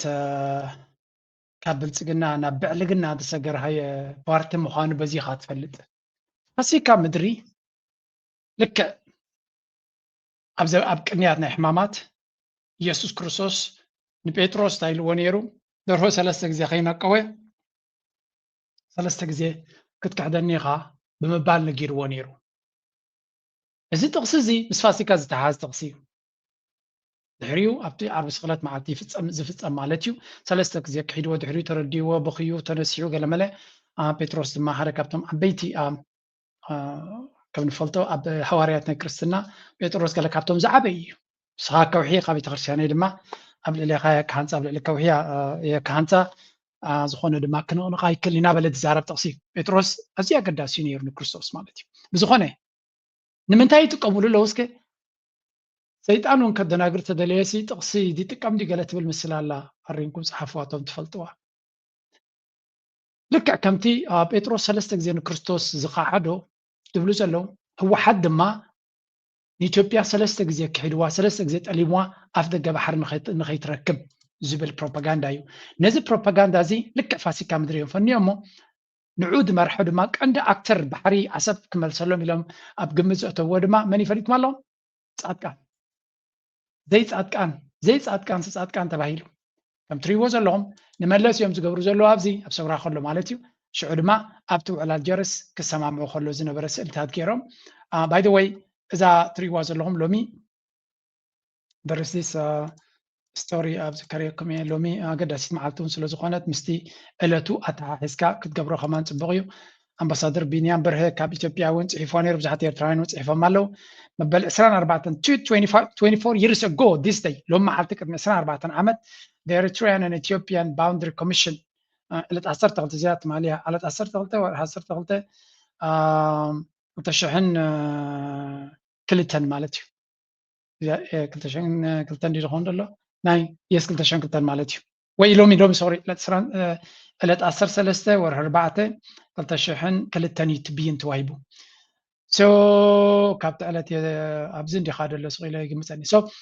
the Ethiopian Eritrean Boundary Commission, the EEBC's BAL delivered its final and binding at Naimodatan Kayaden Ferdinand Zahabaliu, affirming the boundary as delimited during the Italian colonial period. So, Natudobna Ertrana Kilitian, but Bemasarat Naiti Abzitalian Stagabre, Abzia Maxat Italian was Dob Malitu, Mustina Alam Lahaw Hagitat. عشان 900 شومنت استجبره بين ذهب له معالتي بمبال نزا له معالتي صبغ زخون حبريتا اوتيوم الله سلازي صادقان دما نزيا ابجمت يتيو نتي دراماتات كفتر زفتن زلو زغاتي بين استو حبيو كيتكون كتم بوتخلو ابيكس اتو بينيام برهي بوست غير ولو عبد كبر لني كبر يحبو نزي مغبارون ازيا قداس سلازخونه نعم كمان بصادر دما كمزي خاص بيوم نت بوليتيكاوي ايفنت ناراخا بوليتيكاوي نبحكي اقداسنه زلو حبريتا نفس سوشيال ميديا موصا ترى حزب كرسعو زخل وين كزنقعو زخل ግን تم دبلوماتس بوغيرم سفلتو ترجم زلو بوليتيكاو ترجم زلو ነገር ምግባር ማለት እዩ now if you go back to this one እዚ ጻድቃን ኣብቲ ገባሕር ንኹመል ሰሎም ናብ ድራማ ክመለሱ እዮም እዛ ናይ ባሕሪ ትብል አጀንዳ ግን ብክልተ መንገዲ ከም ዝጥምትዋ ነገርና ከሚና ስለምንታይ ንህወሓት ክድምስሱ ይደልለው ንህወሓት ሕጂ ኣብ ኢትዮጵያ ንኽዋግዎ ቀደም ዝተጠቀሙሉ ታክቲክ ጠለብ ደገፍ ስለዘይረክብ ዘሎ ንህወሓት ኣብዚ እዋን እዚ ንባሕሪ ዘጥፋኣልና ብምባል ንኤርትራ ቅድሚ ምህራምካ ንህወሓት ንኽትሃርም ምስ ባሕሪ ኣማኽኒኻ ክትገብሮም ክትክእል ኣለካ ስለዚ እታ ናይ ባሕሪ ኣጀንዳ ንህወሓት ንምድምሳስ ቀፂልካ ድማ ንኤርትራ ንምውራር ኣገዳሲት እያ I think coordinated you ዋላንታይ ولا تي international media ون نزي قداي زي كزارة جميل reports that spark could come from unresolved issues in Tigray. There have been many signs of escalation in northern Ethiopia, with a sense that conflict could resume in Tigray or even across the border into Eritrea. And as the rift between Ethiopia and Eritrea grows, Eritrea has made a startling pivot, finding a new ally in an old enemy. Eritrea, which fought against the TPLF, has been growing closer to leadership elements of the regime. That's the strategic alliance that few of us saw coming. It means the Horn of Africa can be viewed like this. A complicated system of كم تري وزلهم انتايم زبل زلهم again ذا إثيوبيا نيرتراكت ورات غليا أبي أحمد نبي يرتراقصو ورار كتايد خلي زبل propaganda من كم زدلين فلتنا أبي أبزعجي أيقونن إثيوبيا نكور نتا إثيوبيا تبحال إثيوبيا نحن قد فقدة من يقدفوا نتا أديس أبا تبحال 4 كيلو نخوق عصرون كبيد أبزقونه له درجة يزلو يقداس إتي conflict entrepreneurs بحالو ناي وجن ورا وجن أجندة زلهم بلوبيستس زم حضر ميدياتات مالتيو عبس الواد ما زلوا من يخفلو مالو بزي يقدس نزوك فينا مس إيرترا مرة يمزدلي وزلو they really want this ኢትዮጵያ ካብዚ ዘላቶ ሕምትልትል ኢላቶ ዘላ ትንስያ ናብ ኤርትራ ገዛ ወራር ክትገብር ማራ እዮም ዝደልይዎ ዘሎ እንደገና እቲ ኣላያንስ እስካ እንታይ ይገብርዎ ኣለዉ ሱዳን ኣብ ክልተ መቂሎም ኣለዉ እዚ ኢማራት ዝደልዮ ነገር እዩ ኢማራት ኢትዮጵያ ሒዛላ ብዘይ ትግራይ ማለት እዩ ኢትዮጵያ ሒዛላ ንደቡብ ሱዳን ሒዛላ ነቲ ዳዕመ ሰርዕ ዝቋፅር ረእይዎ ዳዕመ ሰርዕ ክንምንታይ ሒዞም ዘሎ ገይሮም ኣለዉ and this is how you know እቲ ሚድያታት ብኢማራት ዝኽፈሉ ድዮም ኣይክፈሉ ንክትፈልጥ ተደሊኻ ነቲ ሱዳን ንሱዳን ብኸመይ ይመቕልዎ ኣብቲ ሪፖርት ናቶም ጥራይ ግምት ውሰዱ دعم سريع كنت زغ قاصر رقم يبلو نشتي بوتا يهزل سراي سودانن منكس سودانن ناتو مشارقتن يوم تزعبي يحيزو مزلو جن كم زغيرون كمغلو خلو سراي سودان نشتي بوتا يحيزو خمزلون دعم سريع جن زعبي بوتا يحيزو خمزلون ني صلوانا السعوديه دما كتنا اسو مفتان مالتي سلازي سعوديه غبسي صاف سرايتنا السودان مالتي ايرترا هو حد ما نابير تراغص يخي كم زلو يتعالى ينس بيرفكت زون عنا دواصاناي مخنياتو كلهم مداوبتنا مسانا يمزلو እቶም በመሬትን በባሕርን ዝረኽቡና ምሳና ኣለዉ እቲ እንኮ ምሳና ዘየለት ኢትዮጵያ እዩ ዶብ ዘለዎ ምሳና ማለት እዩ ስለዚ ኤርትራ ካብኡ ናብኡ እንታይ ኮይና ኣላ እንድሕሪ ፈሊጥካ ኣላያንስ ናታ ስትራቴጂካሊ ዘርባሓ እዩ ታክቲካሊ ጥራይ ዘይኮነ ስትራቴጂካሊ ንሓፂር ግዜ ጥራይ ዘይኮነ ንሓዋሩ እውን እቶም ምሳና ጎረባብቲ ዝኾኑ ምሳቶም ኣላይነት ኮይና ኣለና ብልፅግና በፃሩ እቲ ቀንዲ ስፖንሰር ናቱ ብመሬት ኣይረኽቦ ብባሕሪ ኣይረኽቦ ኢማራት ኣበይ ኣሎ ትሪእዎ ኣሎ ስለዚ ካብኒዮ ብሰማይ ብነፈርቲ ገይሩ ክሕግዞ ዘሎ ኣብቲ ገባሕሪ ይረኽቦ ብመሬት ኣይረኽቦ and this is very interesting ኤርትራ ሎጂስቲካዊ ሓገዝ ካብ ግብፂ ዲ ወላ ካብ ስዑድያ ክትረክብ ናይ ዝኾነ ይኹን ፍቃድ የድልያኒ ሸረር ኢሉ ይድመፅ it's not even news ዜና ይኮነን ምክንያቱ ኖርማል ንግዲ ስለ ዝኾነ ናይ ኢትዮጵያ ግን ናይ ኢማራት ነፋሪት ኣጽዋር ሒዛን ተመፅያ ሳተላይት ስለ ትረአ then it becomes news ስለዚ ከም ንሪኦ ዘለና ክሳዕ ክንደይ ኩነታት ተቀያይሩ ከም ዘሎ ናብ ንቐፅል ኣብዚ ጥራይ ኮነን ኣይኮነን ዝውዳእ እዮም ዝብሉ ዘሎ system of alliances with different motivations. What happens next is unknown. But there are reports of the military pieces being moved into place. In January 2026, there were reports of TPLF forces advancing into a contested area of the Telemti region in western Tigray. There have been reports of both drone strikes and skirmishes between Ethiopian federal forces and TPLF aligned fighters. Moreover, there have been credible reports that tens of thousands of Ethiopian troops have mobilized north towards Tigray, likewise in Eritrea.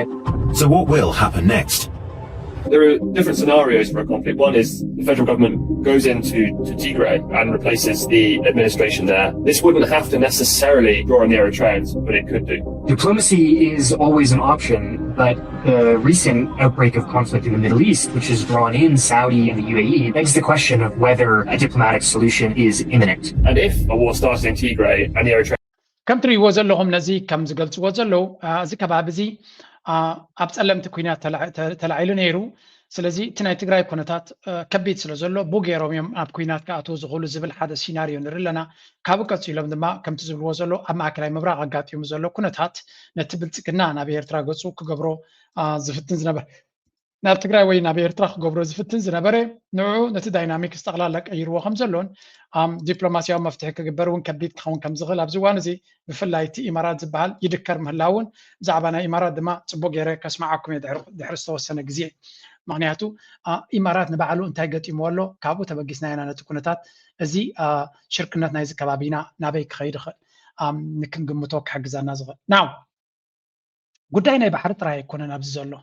انتاي كحبو سلوز دلو يوم أكم زعينات كوينات زعاتو زلو ويون كم زعينات أجندا نمنتاي علامة يزقبر زلو اندحريلكا because there is a significant problem أبتعدي أوشت إثيوبيا عبس أجمالو هذا أجمع كابو كريكمي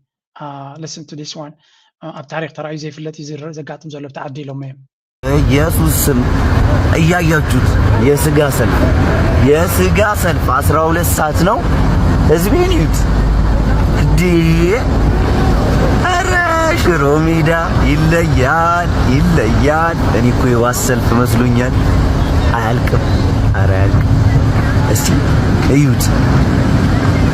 ሰው እንዳለ በሊት አይደል እንዴ ኧረ ላሽ ይሄን ቪዲዮ ሼር እና ሪፖስት አድርጉ ስጋ ለሚወደው ጀለሳችሁ እንዴት ናችሁ? ደህና ናችሁ? የብልጽግና አባልና ካድሬ ያልሆናችሁ ኢትዮጵያውያን እንኳን ለብርሃነ ትንሣኤው አደረሳችሁ። ብልጽግናዎች እንደምታዩት አመቱን ሙሉ በዓላችን ነው በማለታቸው የተነሳ በትንሣኤና በስቅለት ጭምር ክርስቲያኖች ገብተው ስራ እንዲሰሩ እያስገደዱ ይገኛሉ። Okay, انتهي تري لهم مسيلكم. This is a historic incident. هذا زقرم في تعميهم تري زلهم أبزي. فاسي كاسب أو دعمت كبل أبز دليل زلو. سجا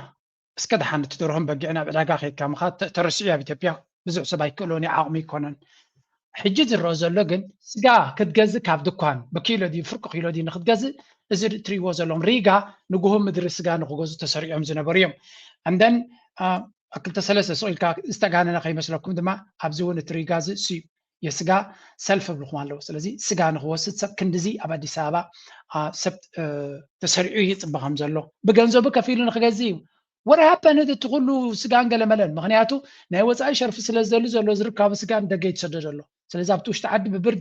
دشيات سجا أرباحي كونن إكسبورت كبر وصلوا زلو بعبيو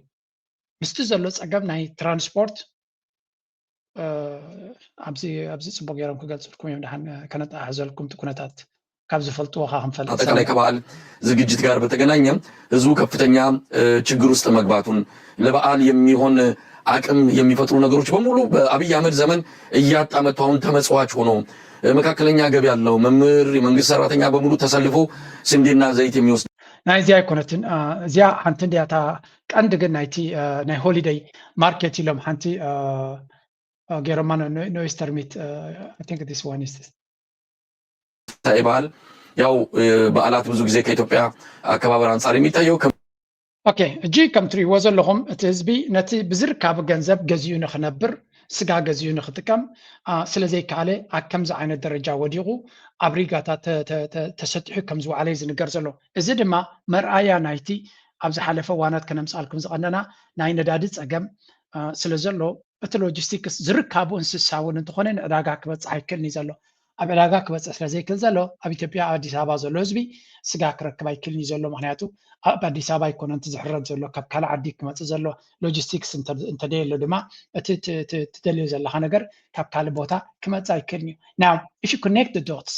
እቲ ህዝቢ ኣብ ምንታይ ደረጃ ወዲቑ ከም ዘሎ ንኽትርድኦ ከቢድ ኣይኮነን ነዚ ነገር እዚ ግን እቲ ምዕራባዊ ሚድያ they are trying to mask it ክሓብዎ እዮም ዘልዩ ዘለዉ ምክንያቱ this exposes a big flow ሓደ ዓብይ ጋፕ ኣብቲ ቁጠባ እዩ ዘርኢ ዘሎ እዚ ሃጓፍ እዚ ሰብ ተፈሊጥዎ ድማ ሙዳቕ ናይቲ ስርዓት ካብኡ ክመፅእ ዝኽእል so they are trying to hide this ንኣብይ ኣሕመድ ሽፋን ክብዎ እዮም ዝደልዩ ዘለዉ ምክንያቱ ጉዱ ከይፍለጥ ጉዱ ከይስማዕ እቲ ስርዓት ድማ ኣብ ሰንኮፍ ስለ ዘሎ ደን ሙዳቑ ስለ ዘይተርፍ ኣብ ብሕማቕ ኣወዳድቓ እንተወዲቑ ሽግር ክመፅኦ ስለ ዝኽእል ኣብ ዝሓለፈ ርኢኩም ነይረ ከነተሓዙ ኣለና ኩሉ የመግዛት you have to connect all the dots ናይቲ ብር ምንቁልቋል ተፈጢሩ ዘሎ ጥራይ ዘይኮነ ናይቲ ሎጂስቲክስ ወሪድዎ ዘሎ this was not the video ድሓን ናይቲ ትራንስፖርት ፀገም ዝነበረ ኣምፂልኩም ነይረ ኣብ ካልእ ግዜ ድሓን ኣብ ካልእ ግዜ ከምፃልኩም እየ so ከም ትሪእዎ ዘለኹም እዚ ህዝቢ ብዝርካቡ ገንዘብ ንኽነብር ከማን ኣይከኣለን ኣሎ ብዝርካቡ መናብሮ ክነብር ኣይከኣለን ኣሎ ኣብይ ኣሕመድ ድማ ነዚ ፀገም እዚ ብኸመይ ክፈትሖ ምዃኑ ኣብ ቴሌቭዥን መፂኡ ኣሎ ስምዕዎ ኣብዚ ኢንዱስትሪ የነበረን ኢንዱስትሪ 4.0 ከዚህ ቀደም ስለ ኢንዱስትሪ የነበረን ምልከታ ሼክ ያደረገ ነው፣ የነቀነቀ ነው። ኢንዱስትሪ ማለት ጭስና ብረት ብቻ አይደለም። ለምንድን ነው ይሄ የሆነው? ለምሳሌ በእኛ በኤአይ ዩኒቨርሲቲ ውስጥ ራሱ ኤአይ የቦርድ አባል 1.6 ቢሊዮን ተበደረ 10 ቦታ በትነ ቆርቆሮ ብትጠፈጥፍ ዋጋ የለውም። እርሱ የሚመሩት መንግስት ያለፉትን ጉድለቶች በምን አይነት መንገድ ነው እየተሸፈኑ እየተሞሉ ያሉት? ኢህአዴግም ይስራው ደርግም ይስራው ስላሴ የሚስሩት ሌላም ይስራው ለሀገር ጠቃሚ ከሆነ መቀጠል አለበት።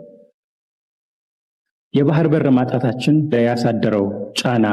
ምን ያህል ነው? ለምንድን ነው የሆርሙዝ ስትሪፕን ማስከፈት የዓለም አጀንዳ የሆነው? ከኛ በላይ ለማን አጀንዳ? ኢትዮጵያ የባህር በር ባለቤት ካልሆነች ሰፈሩ አይለወጥም፣ ሰፈሩ ሰላም አያገኝም፣ የዓለም ንግድም ይስተጓጎላል። ኦኬ ሕጂ እንታይ ትብልሎ ከም ትሪእዎ ዘለኹም ብዛዕባ ኢንዱስትሪ ክዛረብ እዩ መፂኡ ዘሎ እዩ ዝበሃል ዘሎ ጎኒ ጎኒ ድማ እቲ ናይ ኢንዱስትሪ ናይ ቁጠባ ናይ መነባብሮ ናይ ቴክኖሎጂ ትዛረቦ የጋንነልኩም የለን ወይ ከነዓቢ ስለ ትፅዕሎ ከይትብሉኒ ጠቕላላ ሰብ ኣይርዮን እዩ ሰብ ኣኽር መን እዩ ወይ ናይ ዓቢ ተዲኹም ኣለዎም ኣብይዎ ተምሪኦሞ ዘይፈልጡ ሽግር ይዘርእዮም ዘሎ ኣዲስ ኣበባ እዮም ዝብሉ ካልእ ሽግራት ነይሮም ክኸውን ይኽእል ግን ናይ ምግቢ ሽግር ኣይነበሮምን ተዓዶምን ለምለም ስለ ዝኾነ ናይ ቴክኖሎጂ ፀገም ክህልዎም ይኽእል ናይ ገንዘብ ናይ ገለ ካልእ ነገር ነይሮም ክኸውን ናይ ምግቢ ግን ፀገም ኣይነበሮን ኢትዮጵያ ይፅባል ስለዚ ብፍላይ እቲ ኣዲስ ኣበባ እቲ ካልእ ኢትዮጵያ ጥሜትን ደርቅን ኩሉ ግዜ ምስ ኣለዎ እቲ ኣዲስ ኣበባ ዝነብር ሰብ ግን ናይ ምግቢ ፀገም ኣየጋጥሞን እዩ ነይሩ ሕጂ ግን ኢቨን ንሱ ኣጋጢሞ ኣሎ እሱ ድማ ብዛዕባ እንታይ ይዛረቦም ኣሎ ብዛዕባ ኣርቲፊሻል ኢንተሊጀንስ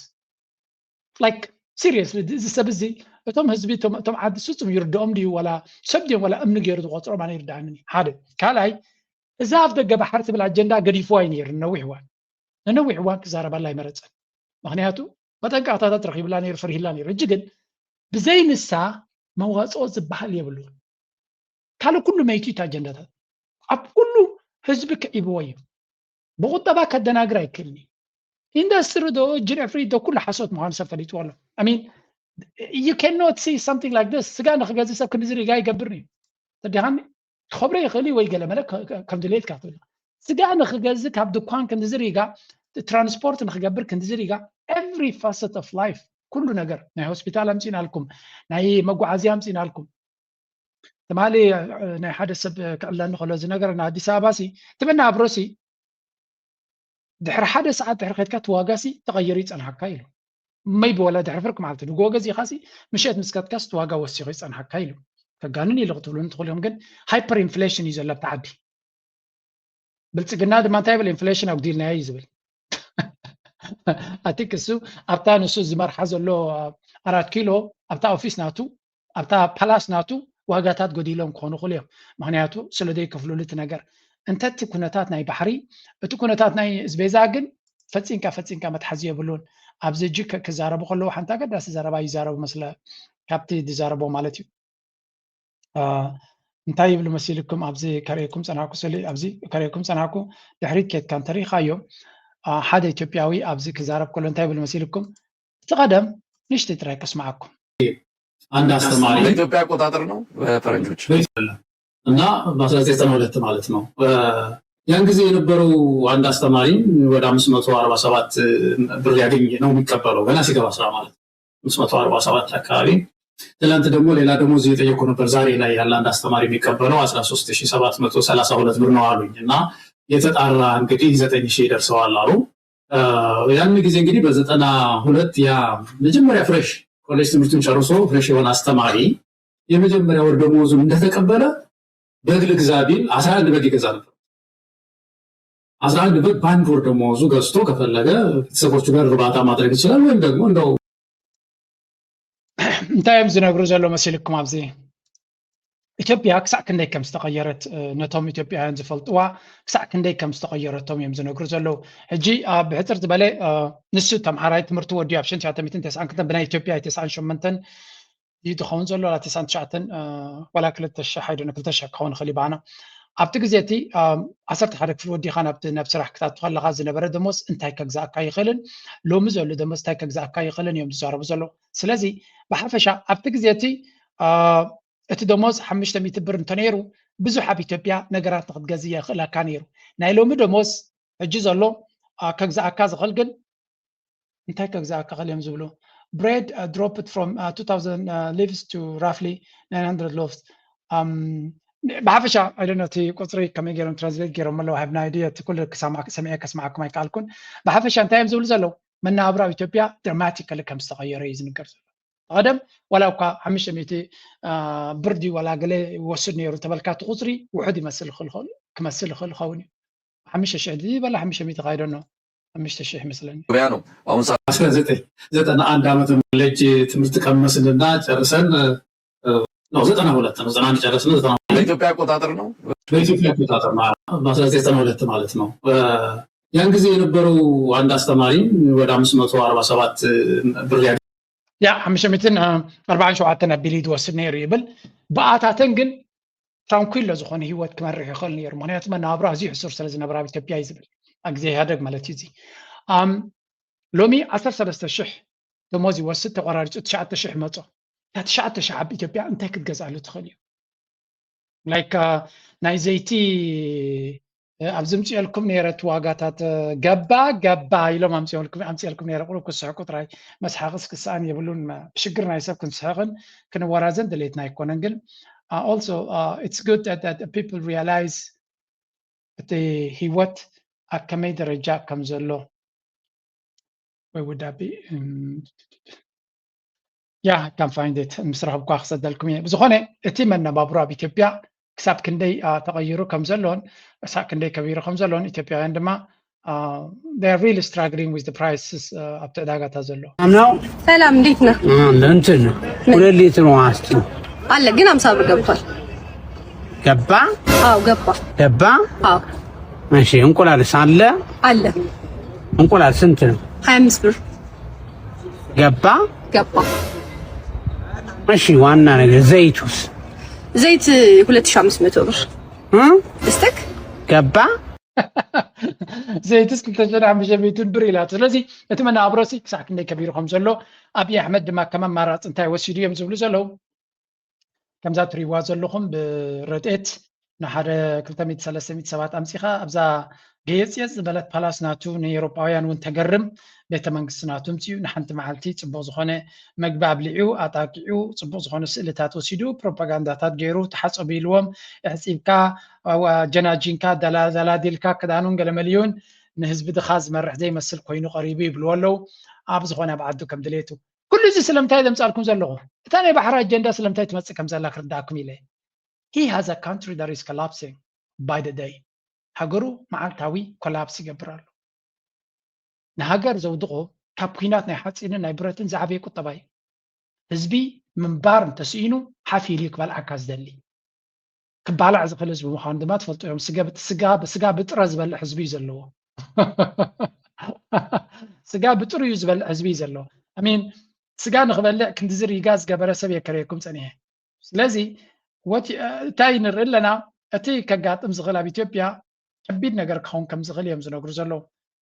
ማለት ንምልጋፅ ወይ እውን ኣሽከዓላ ንምፅዋት ገለመለ ክንጥቀመሉ ኣይንኽእል ኢና ግን ኣብ ኢትዮጵያ ዘሎ ፀገም ብቐሊሉ ክስገር ዝኽእል ወይ ብቐሊሉ ሸፈፍ ኢሉ ክሓልፎ ዝኽእል ፀገም ኣይኮነን እቲ ህዝቢ ዝብላዕ ሲኑ እዩ ሪጋ ገይሩ ዘሎ ሓደ ሰብ ኣነ በዛ ነብሰይ ክንዲዚ ሪጋ እንተዝፀንሐኒ ክመካሒለ ኣይኮንኩን ገዲፈ የምኸድኩ ኣነ ሪጋ ይፈቱኒ ናይ ግድን ክትረኽቦ ዘለካ ንኣብነት መጓዓዝያ ኮይኑ ካብ ሓደ ቦታ ናብ ካልእ ቦታ ክትከይድ ኮይንካ ሪጋ እንተሎ ትስራዕ ኣማራፂ የለና ስጋ ንኽበልዕ ኢለ ግን እንድሕር ሽሮ ኣለኒ ብገዛ ኣማይ ተሰርዐኩና ብነብሰይኩም እዩ ተሰሪዐሲ ክበልዕ ኣይክእልኒ ደስ ኣይብለንን እዩ ማለት እየ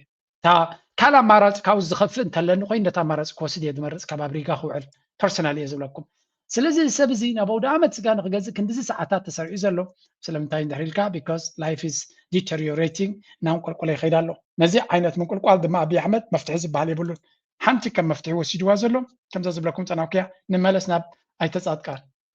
ማድረግ የምንችልበት አቅም ገንብተን ነበር። ያው በፖለቲካ ውሳኔው ምክንያት የፈለግነውን ነገር ማድረግ አልቻለም። ኤርትራ በእብሪት ተነሳስታ ኢትዮጵያን ስትወር ገና ከጀምሩ ጦርነቱ በኢትዮጵያ አሸናፊነት እንደሚደመደምና የባህር በራችን ጉዳይ ከወዲሁ እንዲታሰብበት ኢትዮጵያውያን በአጽንኦት አሳስበው ነበር። ኢትዮጵያ በአሰብ ላይ ያላት መብት ሕግን ጻድቃን ከም ኣምላስ ናይ ባሕሪ ገይሮም ምስ ወሰድዎ እንታይ ዝብል ዲቤት ሒዙ መፅኡ ኣሎ ሚሊታሪ ቪክቶሪ ቨርሰስ ፖለቲካል ፌይለር ኣብ ናይ 2000 ዝነበረ ኩናት ወታደራዊ ዓወት ኣመስጊብና ፖለቲካዊ ውድቀት ግን ኣጋጢሙና ይብላ ኣሎ tell me exactly ኣበይ ኢኻ ተዓዊትካ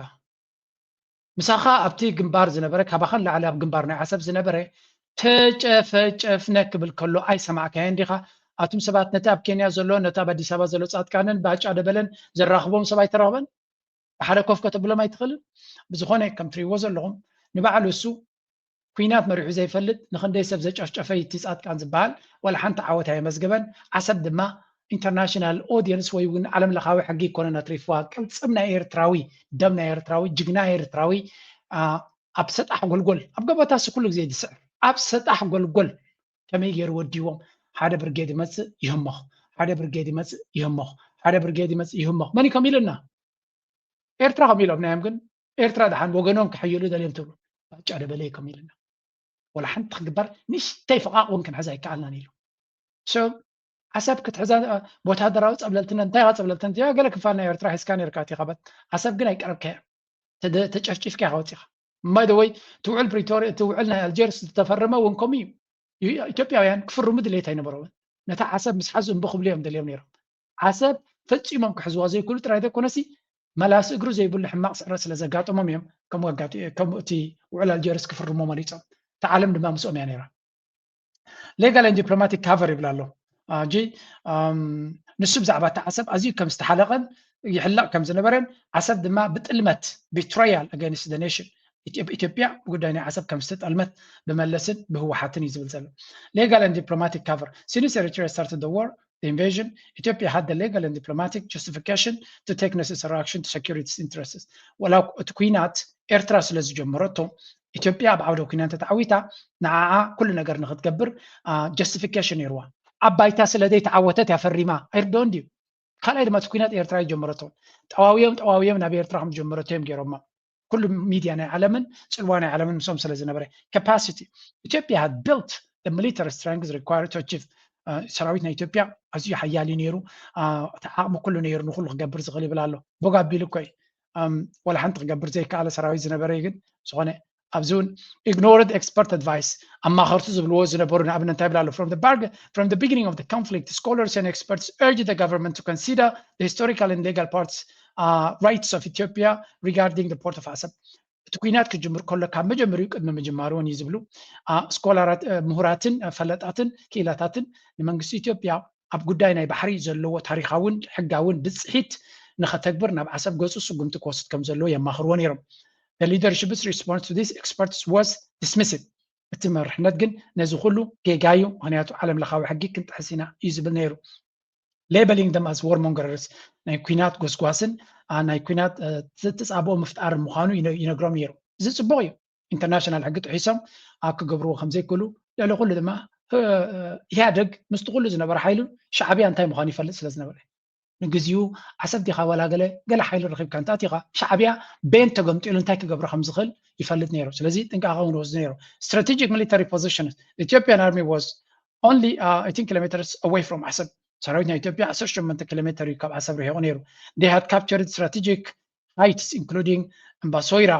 the highest point in Eritrea and placed tanks there in Mbasoira ተቆጻጽርና ነርና ታንክታቱን አውጌርና ነርና the military had successfully advanced through Sanafe መንደፈራ እንተሰነይ ክንደይ ሕሱ ይኸወደይ መንደፈራ ዝበፅሐ ሰራዊት ኣይነበረ the military ኣይፈልጥዎን የሚሉ እኳ ዝፅርግፎም ዝነበረ ኣነ መንደፈራ ነይረን ባዕለ ሽዑ ተምሃራይ ስለ ዝነበርኩ ተሰነይ በፂሖም እዮም yes ሰናፈውን በፂሖም ክኾኑ ክልዮም እያ በፂሖም እዮም leaving መንደፈራ ግን ቦግ ኣቢሉ ይዛረብ ዘሎ leaving the Eritrean government in a state of total confusion and disarray መንግስቲ ኤርትራ ኣብ ከቢድ ወጥርን ካብ ቁፅጥር ወፃኢን ጌርና ገዲፍና ነርና ዝብል ከማ ገይሩ ተሕዲድ ዝቦም ዘሎ ዕላማ ድማ ንሱ ጅግና ተመሲሉ ቦትኡ ንክረክብ ነቶም ህወሓት ኣብ ትግራይ ፕሬዚደንት ክኸውን ይደሎ ወታደራዊ ስልጣን ክወሃቦ ነዛ ዓሰብ ክመልስ ኢሉ ነዛ ተሪፋቶ ዘላ ውሕዳት ዓመታት ኣብ ኩናትን ወረ ኩናትን ክሕልፈን ኣብ ኢትዮጵያ ድማ ንጉስ ክኸውን ነትን ዓመታት ጽዒሩ ዘይረኸቦ ናይ ስልጣን ሽመት ንክረክብ ዝገብሮ ዘሎ ጻዕሪ እዚ ድማ ብርግጽ ብኢማራት ዓብ ቆላሕታ ተገይሩሉ ክህሉ ኽእል እዩ ጽቡቕ ዝኾነ ኣታዊታቱን ስፖንሰርሽፕን ረኺቡ ይህሉ ኸውን እዩ ምስቲ ብልጽግና ለንቀነ ኣብዚ ድሕሪት ከሪአኩም ፀናኩ አብይ አህመድ ከዛረበ ዝጸንሐ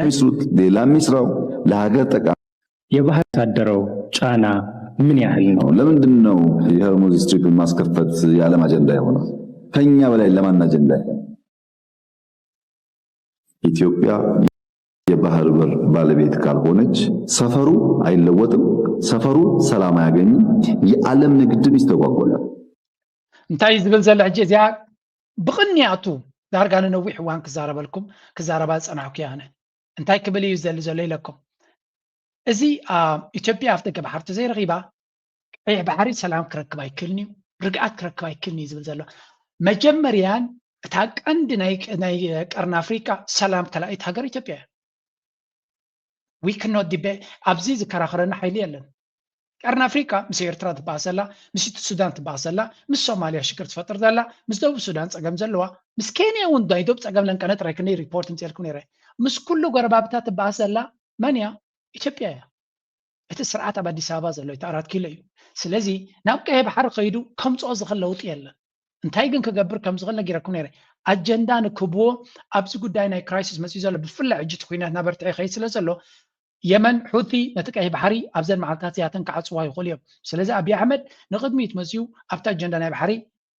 እጃም ክወሃቦ እሞ ስፖንሰር ክረክብ ኢማራት ስለምንታይ ከምዚ ብዓብዩ ክዛረብ ዝመርፅ ዘሎ ምክንያቱ ኢማራትን ስዑድያ ይኹን ካልኦት ኩላተን ከቢድ ፈተና ኣብ ቅድሚአን ተገቲሩ ኣሎ እዚ ኩናት እዚ እንታይ ክገብረን ከም ዝኽእል ክነግረኩም ኢራናውያን እንታይ ሓሲቦምሎም ኣለዎ መኸረየኩም ድሕሪኡ እታ ዝብላ ዘሎ ዘረባ ከተዋፅኦ ድያ ኣይተዋፅኦን ቀሲልና ክንሪኣ ኢና ኣብዚያ ስምዑ All these assets in the Persian Gulf, the businesses, the banks, everything. I'm not talking about those that are destroyed. These are basically assets of the Western imperial camp, right? All that wealth, all that money, all those businesses, all those companies. This is the most consumer-oriented part of the world, the other side of the Persian Gulf. The exports of oil, the petrodollar, the money that is going to have to come back, not only is because a lot of the money, the oil wealth, goes to buy U.S. weapons, junk, because these regimes can't use them. They don't even have the population to have an army. They buy them to get kickbacks and commissions, and so that senators and U.S. high-ranking people can get their commissions, and they buy influence. They won't have the money for that anymore. They won't have the money to put it into stocks and bonds and so on. In fact, they're going to have to take money. እንታይ ዝብል ዘሎ መሲልኩም እዚ ትሪእዎ ዘሎም ፕሮፌሰር መራንዲ እንድዩ ኣብዚ እዋን እዚ ግን ሓደ ነገር ኣብቲ ፖለቲካ ናይ ኢራን ውሽጢ ዝኣተወ ስልጣን ከም ዘለዎ ርኢና ኣለና እንታይ ዝብል ዘሎ እዘን ሃገራት ዓረብ ኣሜሪካ ኢራን ትሓርመን ዘላ ንሃገራት ዓረብ ስለ ዝፀልአት ኣይኮነትን ኢሉ ኤግዛክትሊ ንኣሜሪካ ትሓርም ዘላ ንእስራኤል እያ ትሓርም ዘላ ኣብዚ ኢሉ ኩሉ እዚ ኣብ ሃገራት ዓረብ ኣብ ኢማራት ኣብ ባሕሬን ኣብ ኩዌት ንሃርሞ ዘለና ንዓና ኣይኮነ ንሃርም ዘለና ብሙሉእ እቲ ንሃርሞ ዘለና ናይ ኣሜሪካ ኣሰትስ ኢሉ ስለምንታይ ይብላ ኣሎ بمولو تناي ندادي ما منشو بوتا تاديو قلمله انتاي يزقبرو دولار يمزكو بمولو زي جنزب زي عبك كفالناتو حدا نا أمريكا تكالات يلو كوز عيد ما مخسب بمولو أمنا أمريكا ستوك ماركت أمنا أمريكا بوند ماركت أمنا أمريكا industries investors هوني كل زي جنزب زي نتي بترو دولار زبالنا أمريكا قطبة حيال نكون دولار دمانة عالم بات إيران نكون زقبر زلي سلزي نفس وقف تعتبر أبز نهارمو زلنا نفس وقف علامة أب دبي نهارمو زلنا بإمارات نهارمو زلنا نتي نا أمريكا نتي قطبة نا أمريكا نتي أنا أمريكا دولار نتي ستوك ماركت نا أمريكا بوند ماركت نا أمريكا زدقوم زنبر حقمنا تومينا نقرص مزلنا بخلا زراربا نفس وقف علامة زحرمنا أبز قالف نا أمريكا واقع كتغفلها حجون وقنت تطون دعريلو بمولو جنزبهم بستوك ماركتين أبكالن زول شيطهم لا قبريهم يتبدل وركون ورك واقعنا وركس قدل زول بغمي نعو شيطهم كاش كرهبيهم كاش وسيدهم دما عدهم كهنسو كفتنيهم ويون برد كاب كالخ جزو كفتنيهم ولا تبرتات جزو كأمريكا بلشونا مفتاريو نتنا ديفنس اندستري كامبانيتات أبلشونا تيكا بوليتيكا أمريكا ممكن تزارمبر إتاسوارز جزو وون كتقامولو عقم زلو ما يكون نابلي تزارب زلو سلزي إيران نزن هجرات عرب تهرمن زلا نجزيت رأي كونن يلو نوح سقط على أمريكا خطو ودق تقين كم جمريا نتو دولار أمريكا بترو دولار زبل نوعي خاص صبر زلا كيزل زلا نتو دولار كصبر تقين كارما إيفن نتو كينات نحوارو نزن هجرات عرب في اللاين إمارات نتناي سيونا وحي لما جابريا نعو كان بركوخان كن صبرون على نبلالو بروفيسور مراندي إيراناوي كفكر خليه يقتبل تخليهم بروفيسورنا أمريكا هاي ليفل ريسبكت زخنة بروفيسور جون مرشايمر زعبازو كنتات زي لان كانت حتيتو الزكينات زي نبي يقصو كخيدي خل خون تبل أبي كتطوق بل خل خون زين هجرات عرب كنتايت بين اللون زبلوه زملو سمعوه. Foolish. Both the Saudis and the UAE have indicated that what they'd like to see the United States do is finish the war, go full bore and defeat Iran once and for all. First of all, we're not going to defeat Iran once and for all. And if we march up the escalation ladder, as they would like us to do, there is a very good chance that the UAE and Saudi Arabia will be destroyed as functioning societies. You want to understand that these countries depend heavily on desalinated water. And there are a handful of desalination plants in each of these countries that are big fat targets that the Iranians can go after. And not only can the Iranians go after those desalination plants, they can go after their energy infrastructure, they can go after their oil and gas infrastructure. They can destroy those countries. And انتاي زبل زلو زوم هجرات عرب إمارات الكا بحرين الكا كويت الكا ولو سعودية بدحر مقارجة كم زبها لمبر سعودية كاسترقاقة يكونن ني أمريكا سن إيران كسامودة تاقصلوا ما كداخموا خمزلوهم كودقوا خمزلوهم من التكوينات كقصل خمزلوهم في الإمارات بقلت كميلا سلزلا زوم هجرات زياتهم أمريكا نتكوينات كسيلان إيران كتداخم اللوم يمزح حسب زلو هيردوا من دون أمريكان إيران كسرعي تخلني هايلو It's not possible أبز درجة زي escalation تكوينات كنا سبحان تجميرنا نحن هنا زيادة خد قدا لعلينا قلنسهم كد قدو يخون بلا مالو بقليلو كنت من تهريماتكم على قصي لأن تناي ماي اندسترياتكم نتناي desalination plants ناتكم ناي oil factories نات refiner ناتكم ناي gas refiner ناتكم نعو كتولو أدخليا كم تخل دماري يخون بلهم سلذي إيران يكون تنكتف إسخاتكم يخون كتفو ناي هلاوة فتناكم زمساكم كتقبركم تخليا يزبل زلو سلذي regardless بزي قدس انتايو تتمنيت نايزوم هجرات عرب كقبروا وزخول نجار يلان يزبل زلو إيران كل نجار بإيدايو زلن كنا نايتي بلوكيد دونالد ترامب أو يجوزلو نتزر كابو تسفانة كتبا زنبرم السون كم زي كعل زقوان يقول مركب كابت بوتاتك توت كم زي كونتي للو سلزي ببوز ما رتأتي يقول زقوان ونكلهم كم زي كل زغا هجرات عرب بملهم كل كوتي ماو لأدناتهم كشيء دا يكونن there's no other option قال من قد كبالة حتلهم كبالة حتونا يتفكر لهم يا زلا قال نقدر قبل تدا اليوم واللي آيات قد فزلا نابنتنا السعودية لم كان تي كابتي بقية بحر زوج وزن برو انتي كم زقت أمام أبزرائيو. The Gulf are far from over, even as a fragile ceasefire is in place between Iran and the US. In a strong diplomatic move, Saudi Arabia. The kingdom has lodged a formal protest over attacks that it says originated from سعودي عربيا سامنس نايرا امباسادر ابو اوفيسوم سوي ام كم زرار بون مغنياتو سعودي عربيا اب سنبت قبرتوي مغنياتو حدا كابتم اقد استناتم مصاري بايبلاين مسنو ناي ندادي منقساقسي كم زتحرمن اتنعو زحرمه دبا كاب إيران استبقس ميسايل كم زخونه يم زنغرو زلو እዚ ሚሳይል እዚ ክንገር ከሎ ናይ ኢራን መሻርክቲ ምዃኖም እዮም ዝነገር ግን እስራኤል ጌራቶ ከም ትኸውን ግምት ኣለና ኣነ እስራኤል ኢልካ ምዝራብ ስለ ዝፈርሁ ዝገብርዎ ዘለዉ ምክንያቱ ካብዚ ኩሉ ኩናት ስዑድያ ትረብሕ ከም ዘላ ኢማራት ትርላ ኢማራት ድማ ዝደልይዎ ሰብ ንሶም ክንምንታይ ይኸስሩ ኣለዉ ዘይኮነ ስዑድያ ክትረብሕ የብላን እንደ መወዳድርቶም ስዑድያ ስለ ዝኾነት ስዑድያ ካብዚ ኩናት እዚ ረቢሓ ሓይላ ክትወፅእ የብላን ዝብል እዩ ስለዚ ንሕና ካብ ዘይረባሕና ንሕና ተዓፂና ክሳብ ዝሃለና ስዑድያ ስለምንታይ ትሰርሓላ ኢሉ እስራኤል እውን እንትኾነ ስዑድያ ክትሕይል ኣይደልዩን እዮም ዘለዉ ስለዚ ካብ ኢራን ስለዘይመፅኦም ዘሎ ካብ ኢራቅ ዝተበገሰ መጥቃዕቲ ይሃርሞም ከም ዘሎን ግን ምስ ኢራን ዝተሓሓዙ እዮም ብዝብል ድማ ናብኦም የላግቦም ኣለዉ ከምኡ እንተኮይኑ ኢራን ባዕላ ዘይተሃርቦም እንታይ ክትገብር እያ ወላ እውን ኢራን ተሃረመቶም እውን ደዋፃ እዩ ምክንያቱ እቲ ቁጠባታት ናይ ዓለም ክረጋጋዕ እትደልዮን እያ ዘላ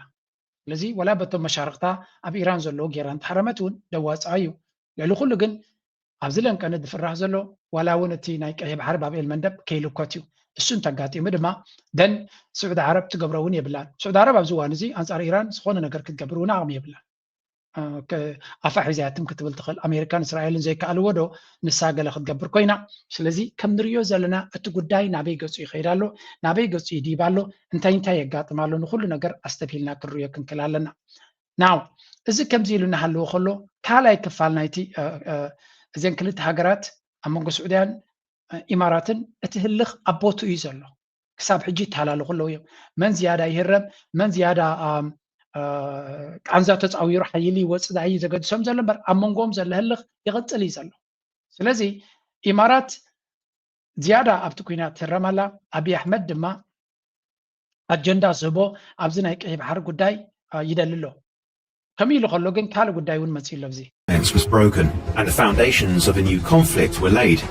But Abiy Ahmed raised the stakes with a vision for Ethiopia that bled across the map and into Eritrea. Abiy Ahmed's leadership of Ethiopia since 2018 has been remarkably transformational. Abiy himself sees his legacy as ending Ethiopia. It lost access is a major. Abiy has outlined a desire to potentially have access to the Red Sea through Eritrea's port. The port of Djibouti is Ethiopia's primary trade gateway. Ethiopia pays billions of dollars for port fees. ሕጂ ከም ትሪእዎ ዘለኹም ጉዳይ ናይ ኣፍደገ ባሕሪ ከም ዕንጅልናን ከም ሓይልናቱን ገይሩ እንዲ ዝርዮ ዘሎ ግን ኣብ ጉዳይ ናይ ባሕሪ ዘይተርፍ ናይ ግድን ክንረክብ ኣለና ዝብል ኣጀንዳ ኣለዎ ናብ ኤርትራ ዘጠመተ እዩ ባሕሪ ግን ሓደ ጅቡቲ ክበካ ኢላቶ ኣላ ኣብዚ ስምዑ ብልጽግናው መንግስት የታጁራ ወደብን 60 በመቶ ድርሻ እንዲወስድ የቀረበለትን ጥያቄ ውድቅ ማድረጉ ተዘግቧል። እኛ የምንሻው ወታደር የምናሰፍርበት ኮሪደር ነው የሚል ምክንያት ቀርቧልም ተብሏል። የጅቡቲ የወደብ ጉዳዮች ከፍተኛ አመራር የሆኑት አቡበከር ኦማር ለካፒታል እንደተናገሩት ሀገራቸው የታጁራ ወደብን 60 በመቶ ድርሻ ኢትዮጵያ ትውሰድ የሚል ጥያቄ አቅርባም የአዲስ አበባ ባለስልጣናት ውድቅ አድርገውታል። ከም ትሪእዎ ዘለኹም ጅቡቲ says Ethiopia rejected port stake preferring corridor access ታይነ ማለት እዩ ጅቡቲ ሱሰሚታዊት ናይ ታጁራ ወሲድኩም አልሚዕኩም ተጠቀሙሉ ምስበልዎም ና አይንደልና ንሕና በዓልና ንቋፀሩ ኣብ ደገ ባሕሪ ክህልወና ኣለዎ ብምባል ነቲ ዝተዋህቦም ዕድል ከም ዝነፀግዎ እዩ ዝንገር ዘሎ እዚ ማለት ድማ ወሪርካ ናይ ካለ ሃገር ንመሓስ ዘይኮይኑ ከልምዕዎ ዝኽእሉ ኣክሰስ ናይ ባሕሪ ፀገም ኣለና ዝብልዎ ሓሶት ምዃኑ ጅቡቲ ቤላ ገይሮም እዮም ዘጋልፅዎም ዘለዉ እዚ ድማ ፅቡቅ እዩ ምክንያቱ እቲ ሓቀኛ ኢንቴንሽን ናቶም እንታይ ምዃኑ ይፍለጥ ኣሎ بخلا زرار بعلو لاونت نايكال هاجر دفيرهم حيل بحر ناتو وتهدراو قلصم ناتو كغترول زغليو حسوتيو وتهدراو قلصم كغترول زغلي لنا بعدو زله صقم كفتح يكالن امارات كتقمل تخليو اب جبت اتيا امارات زخونه ክትገብር ከም ዘይትኽእል ትፈልጥ ያ ስለዚ እቲ ናይ ጅቡቲ ኦፈር ንዓባይ አይድልዮን እዩ ናብ ኤርትራ ክመጽእ እሞ ብሓይሊ ናቫል ቤዝ ገይሩ ኢማራት ክንቀሳቀሰሉ ዝኽእል ባይታ ስለዝድለ ዘሎ አብይ አሕመድ كقبل يكلني جبت دما بيلا غيريا تغالص زلا علاما ناتو كالو مخانو جبت يا تغدو زلا اذا دما اگداس ጉዳይ ኮይنلو بخاله اب سودان ون انتخونه اتا اب سودان زغ زختلو زلو كنታት ኤርትራ ኢትዮጵያን እናቶም علاما لو ማብቱ ውሽጢ ይዝባል ግን ኣብ ጉዳይ ናይ ሱዳን ድማ አብይ አሕመድ ዝختሎ ዘሎ ካብ ግዜ ናብ ግዜ እናተጋህተ ይመጻሎ መጋበሪያ ናይ ኢማራት ኮይኑ ኣብቲ ዝርገት ናይ ሱዳን African neighbors as well as powerful Gulf allies have emerged as vectors for influence for both the Sudanese armed forces, which is the government army, and the opposition paramilitary rapid support forces. This has manifested in the emergence of two loose geopolitical blocs, where Middle Eastern rivalries are helping shape regional alliances. I think it's really important to view these tensions in this conflict كم تريو زلهم قرن أفريقيا أكمل زبالة هذا جا وديقو خمسلو نمجنزاب زأكليزي كل زتريو زلهم أب كل درجة كتري خلها قرن أفريقيا أكبيت زخون هذا جا وديقو خمسلون إذا هذا جا زد ما بقليلو كسجر زخل كم زي كونن بلتقنا درو أجنداتات زقبلي دل كم زلون تم كد محجز هبوا أجنداتات ولا حنتكم نجار كجبري كالون مثل دسانو كحجزوا كالون سلزي كال فرسي دللو كال أجندة كبوز غل حيلي يدس بزلو كركب دي يركب عندما كان رينا باي ذا واي اتقول دانا بحري بعد ساعات كان زقبرو وزلو حزب محراب فلانا محرام ميديا انتاي بلو كان رينا نيا ابي احمد كادرت هاد جن سلچينا خلو جميرو የባህር በር ጉዳይ አንድ ስቴፕ ከፍ ማለት አለበት አስ ቦሪንግ ነው አሁን የኢትዮጵያ የባህር በር ጉዳይ ይገባታል ደጋበጣ ሁልቀን ኢቲቪ ላይ ሁልቀን ፋና ላይ ሁልቀን Yo, as boring selection. Move on. You ነገር ማድረግ አለብን በተግባር የሚታየው የሚጨበ ነገር ማድረግ አለብን በባህሪው በሌላ ነገር ጠፋ ቴሌቪዥን ላይ ያወራል አጀንዳውን ያጨቀየን ነው سي مسكينة إذا حكوا يكوانا خاستا خويني إذا قدانا بحر قديفو ويلا نيره لكاس سلتشينيلو نقول على التلفزيون مسي خام فكار انتهي ترقمو سقوم توسد توزد تخوينكم تدي إلا دما باجتكم هاي تخسروا على التلفزيون نقول مسيهم من هالبعد لما كانت أسير انتهي لهم كاب حجي سلامتك سر كم زغلنا نقراكم زلنا أبي أحمد نتزبي بدون قار ببحرين قال ملن نام بحقون خنا بركو قبروز دل زلمبر بيناي دانغا بيناي سر حفيلنا بيرترا قصك خيد أديس أبا خي متصوف عنه كت نابل زعل زلهم كم تريوز اللهم كن تبص حوامين تايزين قوم مشيتنا ساكت كعفر زغل أفدق بحر زبلوجن ولا حنت زي قبره خبلي جميرهم حكم يمكن قالت زقبر تم جنرالات اليوم كاتسفازي هبوا خينهم كاسم هو مبزي وتدر لا غيرونه يسروا إثيوبياوي نو انتهي بلتانيو أبي هودك زنبرة سراويتنا عدود سرع زنبرة هزبيو نابلتانيو few moments later حسوت حسوات تامت ملو إثيوبياوي سراويت النبر أجزاء هذاك أسران شو عتن عمت نحجروا أقدم تسرع سراويتين يريبل نيرزي جنرال أبو باطا دسز بالي أبي مسمس أدمى أسران شو عتن عمت يتبع سراويتين أقوم دراما زخونة هاجر كويس ين هاي كدم بالكوت ما قدر كشاله بسلام يمتان يدرر كل شاله قلنا تفول أي تسلمي A few moments later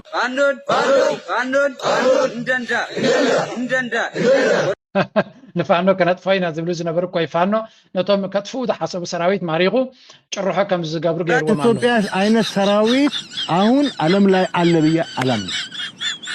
እኔ የመከላከያ ሰራዊት አዛዥ ስለሆንኩ አይደለም እንደዚህ የሚለው በቃ መሬት ላይ ያለው ሀቅ እሱ ነው እሱ መቀበል ነው ተው ወይኔ ጆላ ደማ ከምና ኢትዮጵያ ሰራዊት አብ ቀርና አፍሪካ ይኮን አብ ዓለም አሎ ኢላ ያምን ይዝብል ዘሎ ሐቁ ይዚያ ፕሊስ አይተቃውሞ ምክንያቱ ከምና ኢትዮጵያ ሰራዊት ስለዚህ የለዩ በፋኖ ንጎህ ምሸትን ዝማረኽ ዘሎ ሃገራዊ ሰራዊት ታንክን ድሮንን ባንክን ዘለዎ ዝበሃል ብሓደ እጡቕ ምልሻ ታንኪ የብሉ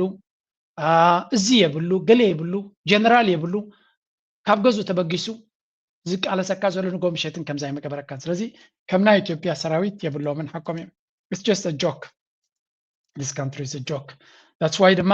ሰልቺና ገለ ነገር ግበር ይሉም በእናይ ዳንጎም የም ከገብሩ አጀንዳውን ያበላሸው ነው የላመ ብሎን ያስመሰለው ነው ወፍ የላመ ብሎን ታውቃለህ ላመ የተበላሽ እኮ አይደለም ስታሽከረክረው አይሄድም ማለት ብሎን እንዲያለች استبلاشوا بلوني يخين زليل وتهكلني غالي رخيبلو لذي بحر تبل تبلوني سناقطمه ناعصوك خيت خلالو استبلاشوا بلون ግን ስኻ ተዝሮ ሶይሉ ተዘውር ማለት እዩ ያ ጽበቅ ያርካ ረኺብ ከማለኻ በዓብይ ትመርሕነት ናትኩም استبلاشوا ብሎኒታት ናቱ استبلاشوا ስለዝኾነ ካባቶም ክመጽእ ዝኽእል ለውጥ የለን ንቐጽል ኣነንተ ዘይመሪሐያ ትግራይ ኣነንተ ዘይመሪሐያ ሕወሓት ዋላ ትበተን ዝብል እዩ تحوحت دما هم أجرم والله تግራይ ድማ ከምታ ንሪኣ ዘለና ማለት እዩ ተحوحت የላን እዚያ መግለጽ እዚያ ናይ ጻድቃን ምዃነ እዮም ዝነግሩ ትግራይ ስግድና ንኽመርሓለን ዝብል ራእይ ኣለዎ እዮም ዝብሉ ሕዚ ዝተወሰነ ናይ ቡድን እዩ ዘሎ ሕወሓት እናበልና ጉድ ረኺብና ዳ እምበር ሕወሓት ኣብዘየሉ ግን ተወሰነ ጉጅለ እዩ ዘሎ ማለት እዩ እቲ ዝተወሰነ ጉጅለ እንደገና እዛ ትግራይ እዚኣ ኣነ እንተዘይመሪሐያ ክትብተን ኣለዋ በብኸባቢ የለ ብኻልእ የለ እቲ ህዝቢ እቲ መንእሰይ ይብተን እዩ ዘሎ ማለት እዩ ስለዚ ሕዚ እውን እታ ከይዳ ትወስደና ላፍታ ናይ ፃምእ ስልጣን እያ ሕዚ እኮ ስልጣን ምድላይ ምንም ማለት ኣይኮነን ስልጣን ምድላይ ምንም ማለት ኣይኮነን መድ ከም ሰውን ክብር ዘይድለ ነውራም ሰብ እዩ ብኢድ ትግርኛውን ክጠፍ ዘለዎ ሰብ ኢለ ዛምናነ ፈጣሪ እውን ቅድመና ዘይብሉ ብኢድና ክጠፍ ዝግብኦ መርሒ ሰብዚ ብኢድና ማለት እዩ ተጋሩ ሓስብሎ እስራኤላውያን ክንደይ ጅግነት ፈፂሞም እዮም ኣብ ርእሲ ጆኖሳይድ ፈፀሙሎም እዚ ሰነፍ መራሕዚ እዚ ኣረመነ መራሕዚ እዚ ድሑር መራሕዚ ብኢድ ትግርኛ ይክጠፍ ዘሎ ብኢድ ትግርኛ ክጠፍ ኣሎ ብኢድ ተጋሩ ክጠፍ ዝግባእ ብኢድ ካልኦት እውን ክኾነ ክንፍቅድ የብልና ከምዚ ገይሩ ዘጥፍአናን ዘበረሰናን ከፍርሰና እውን ዝሰርሐ ዘሎ ኣካል ብኢድና ክንጥፍኦ ኣለና ከምዚ ዓይነት ሓቦ ዘይሕዝ ዘይቃለስ ሰብ ኣብ ምንታይ ኢና ክንጥልፆ ኣነ ይርደን ንከምዚ ዓይነት ድሑርን ኣፅናትን ዝኾነ ስርዓት ድሑር ኣረመኔ ድሕረቱ ጨኸንኡ ተሪኻ ብምሉእ ዝብገስ ካብቲ ፀረ ስልጣነ ዝኾነ ድሕረቱ ዝብገስ እዩ ጨኸንኡ ኩሎም ኣረመኔያዊ ዝኾነ ስርዓት ዝገበሮም ዘሎ ብምሉኦም ዝዛረቦም እውን ኩለ ማለት እዩ ዲክለር ዝገበሮም እውን ባዕሉ ድሕረቱ እዩ ዘርኢ ንዚ ድሑር ኣፅናቲ መራሒ ዝኽተሉ ናይ ሓደ ድሑር መራሕሲ ናይ ሓደ ፅናት መራሒ ኩርኩባት ክኾኑ ዝደልዩ ትግርኛ ተዛረብቲ ይገርመኒ ኣብ ምዕራብ ዘሎ ስርዓት ስርዓት እዚ ምስ ኩሉ ተላቲሙ ዘሎ ስርዓት ስርዓት እዚ ከም ትፈልጦ ምስ ኩሉ ማለት እዩ ካብ ዑድ ከልቢ ንላዕሊ ዑድ ከልቢ እዚ ኣይገልፆና ኣብይ ኣሕመድ ምስ ሱዳን ምስ ኤርትራ ምስ ትግራይ ምስ ኣምሓራ ምስ ኦሮሞ ምስ ሶማሊ ምስ ኩሉ ኣካል ዝጋጨ ዘሎ በሰሮ ኣብ ሓፂር ሰዓት ዓዲ ዘፍረሰ ከም ብርጭቆ ፋሕ ዘበል ዓዲ ህዝቲ ዋና እዚ ኣካል እዚ ኩሉ ዓቕሚ ይጥቀመሉ ህዚ ከም ሓያል ገይሩ ፐርተንድ እውን ዝገብር ከም ዓቕምታት ዘለዎ እውን ዝተፈለየ ዓቕሚ ይብሉ ኩሉ ዓቕምታት እኮ ተጠቂሙ ናይ ኤርትራ ዓቕሚ ናይ ኣምሓራ ዓቕሚ ናይ ኢትዮጵያ ዓቕሚ ብምሉእ ተጠቂሙ ኣብ ርእሲ ትግራይ ወፊሩ እኮ ንፈልጥ ኢና ሕዚ ዘለዎ ዓቕሚ ከዓ ፍለጥ እዩ ውሕጂ እንታይ ዝበሃል ከም ቀደም መስለክን ውሕጂ መስ ወስደክን ዓይነት ታሪኻዊ ዕለት እዩ ከምዚ ትግራዋይ እዚ ገይሩ ንዓቢ ዝገልፆ ኣይረኣኹን ኣነ ብጣዕሚ ኤክሰለንት ኮሚኒኬተር እዩ ነቲ ፀላኢኻ ድማ ኤግዛክትሊ ከመይ ጌርካ ክትገልፆ ኣለካ እቲ ዝዓበየ ፀገምናቶም በዓል እዚ ኣብ ጎኑ ኮይኖም ነቲ ዓቢ ሰነፍ ክነሱ ቁሩብ ትለይ ንክንቀሳቀስ ዝገብርዎ ዘለዉ በዓል እዚ ኣብ ዙርዩ ኮይኖም ስለ ዝገብርዎ ዘለዉ እዩ ብዝኾነ ሰራዊት ናይ ትግራይ ንኩሉ እንተታት ድልውነቱ ሒዙ ይኸይድ ከም ዘሎ ኢና ንርኢ ዘለና በዓል እዚኣ በሰሮ እውን እንትኾነ በልየን ዝብላ ዘለዋ ባንዳታት እዮም ቀንዲ ንዓቢ ጠጠው ኣቢሎሞ ዘለዉ እዩ ዝበሃል ናይ መወዳእታ በዚያ መልሲ ጌርና ናብ ኤርትራ ክንሰግር ምግባር ማለት ሓደ ቀጥታ ናይ ስኢልና ንሕና ንስልጣን ከምዚ ኣይልና ቆሊፍና ዝሓዝና ዘይምኳንና ብግልፂ ንምርኣዩ ካልኣይ ከዓ ብኩሉ ኣካል ተቐባልነት ንምርካብ ሰፊሕ ዕድል ዘለዎ እዩ ሓንቲ ክልል ኣብ ሓደ ፌደራል ስርዓት ኣባል እያ ብሓፈሻ ናይ ታደሰ ወረደ ሽመት ብዙሕ ኣዛረባ ኣርእስቲ ኮይኑ ስለ ዘሎ ንግዚኡ ብዙሕ ግዜ ስለ ዝሸፈናዮ ከም ትሪእዎ ዘሎ ምክትል ፕሬዚደንት ናይ ትግራይ ህወሓት ናይ ስልጣን ጥራይ ፅምእ ዘለዎ ዘይኮነ ተዓዲ ከመይ ገይሩ ይረጋግዓሉ ኣብኡ እውን ኣተኲሩ ይኸይድ ከም ዘሎ እዮም ዝነግሩ ዘለዉ ብዝኾነ ኣብ ኤርትራ ገፅና ምስ እንሰግር እቲ ኣውደ ዓመታት ከመይ ከም ዝነበረ ሓንቲ ግን ኣገዳሲት ኣብ ኤርትራ ዝሰማዕኳ ስቶሪ ሸር ክገብረልኩም እዚያ እስከስምዕዋ ኩስ በዓል ፋሲጋ ንሙሉ ህዝቢ ኤርትራን ኣብ ውሽጥን ደገን ዘሎ ሰላምን ራህዋን ቅሳነት ይግበረና እንዳተመናኹ ናይ ኣውደ ዓመት ሰናይ ምንዮት እንዲ ዝብለና ዘሎ የቐኒየልና ክንብሎ ንደሊ ብዛዕባ ስቴድየም ኣስመራ ሓንቲ ኣገዳሲት ዛንታ ኣላቶ ስምዑ ኣነ ኣሕመድ ባጃ እየ ካብዚ ሃገረ ካናዳ ቶሮንቶ ኦንታሪዮ ሎሚ ሓንቲ ነገር ፍልይቲ ቁሩብ ሸር ክገብረኩም ደልየ ኣለኹ ንቅድሚ 12 ዓመት 13 ዓመት ዝኸውን ቀጠር ንዋንጫ ዓለም ክትእንግድ ስለ ዝደለየት ኣባከላ ድምፂ ናይ ቮት ምባል ኣብቲ ናይ ፊፋ ገለ ትደሊ ነራ መረፃ ዜና ምስ ሰማዕኳ ብስፖርት ስለዝሰርሕ ነይረ እዚኣ ዜና ጥዒት እያ ፅብቕቲ እያ ገለ ኢለ ብልጫ ናይታ ዜና ታነሩ ነተን ሃገራት ድምፂ ቀጠር ዝህባን ዋንጫ ዓለም እቲ ናይ 2022 ዝተኻየደ راحت تخدينه زلخو እዩ እቲ ጉዳይ ፎርማል ኮይኑ ሚኒስትሪ ስፖርት ናይ ቀጠር ጋንታ አልጀሽ ወይ ሚሊተሪ ትባል ሰዲዶም ሓዝነት ዝኸውን ኣብ ጭጭሮ አስመራ ምስ ስቴዲየም ሳሎን ወይ ዝገለ ዝበሃል ከምዚ ኣመንጎ ቀሪፆም ኣለው ዛዛንታ እንታይ ዝብል ቀጠር ሃገራዊ ጋንታ ከተንግድ ኣብ ተሓስበሉ ዋንጫ ዓለም ከተንግድ ኣብ ተሓስበሉ ዝነበረት ኣብ 22 ዝተኣንገደ ይመስለኒ ጌጋ ይኽላለ ያ ከቢዳት ወን እቲ እንግዶት እቲ ኣብ ዝግበረሉ ዝነበረ ንዑ ኣብ ትዳለወሉ ዝነበረት ድምፂ ንኽትረክብ ሃገራት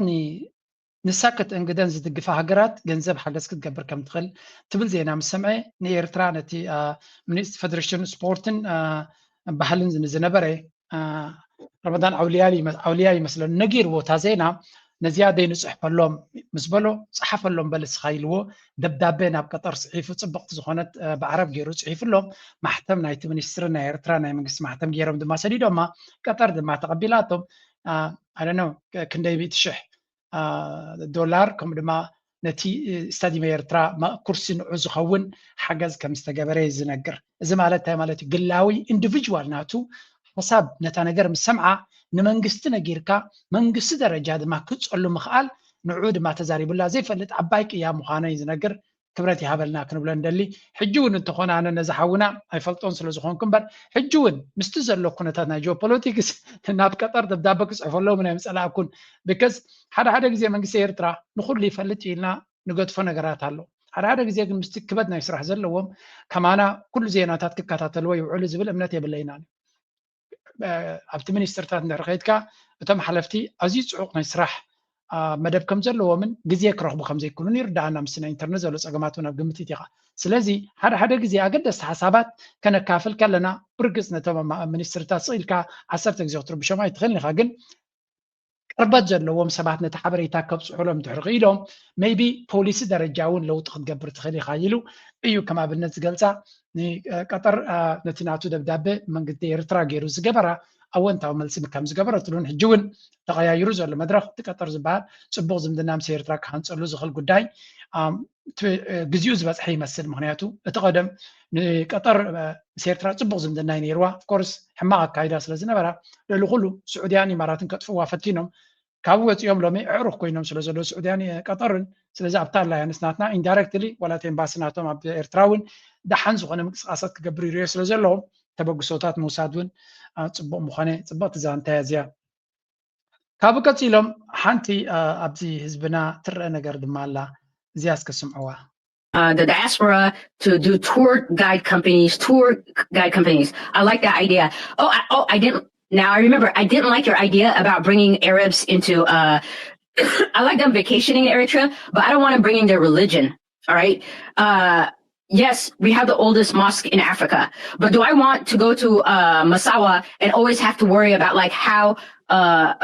I'm like I don't want to worry about like offending Muslims. You know what I'm saying? Why would you offend Muslims? What are you talking about? No, because you said that you wanted to make it seem like a Mecca. You want it. زازر بازيا أبزح سبات سمعان ديا أب سبيس قبر وزير ربيا من شير جرواريه صار كان صار إيرترا زخونة إيرتراوين ساكن دب عربي سأل يوم قال يلون السود اللي تسرحوا يا جندو يسرح زلوا انتهى تزارب زلا نفعت قال إيرتراويتيا ساون تزارب زلا أب بعد زلنا تمسجدنا الأقصى نحن مسجد من يدبال مسجد صحابة مالتيو حركتهم قدامت مساجدنا علمنايو أنا لما بزعق زي لنا توريست سنتر كن قبر للناسو لك أكمتي إن مكان مدينة زخزدو زحت أسلام زوجشوا كمان توريست دمان بعزق كم زمتنا عن قبر لنا نزبل صاد ما أنت تقول لا ياكم وتسود اللي يجن إحنا دما كمير تراوين أبتبوتات ببزحي أسلام دعروقينهم سخن كيت كلنا حماق سمعان ويون أكرادنا أنا قال أوفندق قبرهم قال يدلني تقول لا فتناز علينا أبتم تحتنا إيرترا بزح أسلام الله كاب سعودية تمزو ويا عرب سلزلو ده كونس إيرتراوين أسلام الله يا سلزي تتخبابير كام خات تبغيو جن إيرترا دما إزجبر زاي تكبر زبحالو لا عدي كونن سلزي سب نتكون تاتريو نتكبابريو مستكباب زخيت أكايدا زلوي سلزي ናይ ሰብ ግሉ ናቱ ክታኑ ገለ መለ ወይ ገለ ፈሪካ ቱሪዝም ተጠዋይ ተብልኒ ካብናተይ ርዴት እቲ ሓሳብ ዓብዩ ናይ ቱሪስት ሰንተር ክንገብረለና ክበሃል ከሎ ጽቡቅ እዩ we have to work on that ሓደ ዓብይ ዩኒክ ቦታ ኣለና ደብረ ቢዘን ከምኡውን እቲ ካልኦት ደብርታት ናትና እውን ናይ ቱሪስት ሰንተር ክንገብሮም ንኽእል ኢና ግን ካብኡ ንላዕሊ ኣብ እስላም ዓብ ትርጉም ክህልዎ ዝኽእል እዚ ናይ መስገድ ናይ ሰሓባ ድማ ዓብይ ወፍር ተገይሩሉ ስራሕ ተገይሩሉ ምስ ናይ ኣዱሊስን ምስትካልን ንብሎ ዘለና ናይ ቱሪስት ሰንተር ክንገብሮ ክንክእል ኣለና and we will figure out እቲ ባፅዕ ከመይ ጌርካ ነቲ ሰብ ከከም ናቱ ድሌታት ክነብረሉ ከም ዝኽእል ክትገብር ከቢድ ኣይኮነን በዓል ዱባይ ዘይትርእዮም እንታይ ኣስላም ዘይኮኑ ሰብ ካብኦም ንላዕሊ ዶ ኣስላም ኮይና ንሕና ካብኦም ንላዕሊ ዶ ኣኽረርቲ ኮይና ኣብ ዓድና እኮ ኣብ ከረን ድሕሪ ከይድካ ነከረ ናይ ዓብየ ኣስላምን ክርስትያንን ማዕረ እዮም ዝነብሩሉ እቶም ኣስላም ናቶም ባህሊ ይኸዱ እቶም ክርስትያን ናቶም ባህሊ ስለዚ ንኩሉ ሕግን ተውፂኻሉ ዝከኣል እዩ ዘይከኣል ኣይኮነን ነዚ ጥራይ ግን ክፉት ልቢ ክህልወና ኣለዎ ኣመና ከምዚ ፍርሂ ክህልወና የብሉን ባህላየ ግን ኣብኡ ዝበፃሕና ዝያዳ ዲስከስ ንገብረሉ ብሓፈሻ ቅንያት ናይ ኣውደ ዓመት ስለ ዝነበረ ኣብቃዕና ናብ ብርሃን ትንሳኤ ናይ ፋሲካ ከም ትሪእዎ ዘለኹም ብዙሕ ፅቡቅ እዩ ነይሩ ፕሬዚደንት ሲያሳብ ቤተክርስትያን ዝኸዶ ብዙሕ ታሽሙ ከም ዝነበረ ንርኢ ኣለና ብዙሕ ናይ ቤተክርስትያን ስርዓታት ከምዚ ኢሉ ብኢንተርነት ብቪድዮታት ክወፅእ ድማ ርኢና ፅቡቅ ዝኾነ ፋሲካ ዘሕለፉ ይመስሉ ኣብ ዓዲ ደስ ዘብል እዩ ባህላዊ ነገራትና ክብረት ክወሃበ ይግባእ ህዝቢ እቲ ባህልን ክብርታትን ባህሉን ሃይማኖቱን ዓቂቡ ክኸይድ ኣሎ ነቲ ናይ እስላም በዓላት ከምኡ ክብሪ ክወሃበ ኣለዎ ነቲ ክርስትያን ከምኡ ህዝቢ ሓድነቱ ሕይሉ ነዚ ዘለዎ ብድሆታት ሰጊሩ ንክወፅእ ንደሊ ናይ ሎም ኣርእስቲ ኣብዚ ክንውዲና ፕሊዝ ላይክ ግበሩ ሼር ግበሩ ይጠቕምን ሓሳብኩም ግደፍ እናበልኩ ከም ወትሩ ኣብዚ ክውድየ ኣብ ካልእ ስራሕ ክሳብ ንራኸብ ድሓን ኮኑ ፅቡቁ ታንኪዩ ብዛ ጥዕምቲ ደልፊ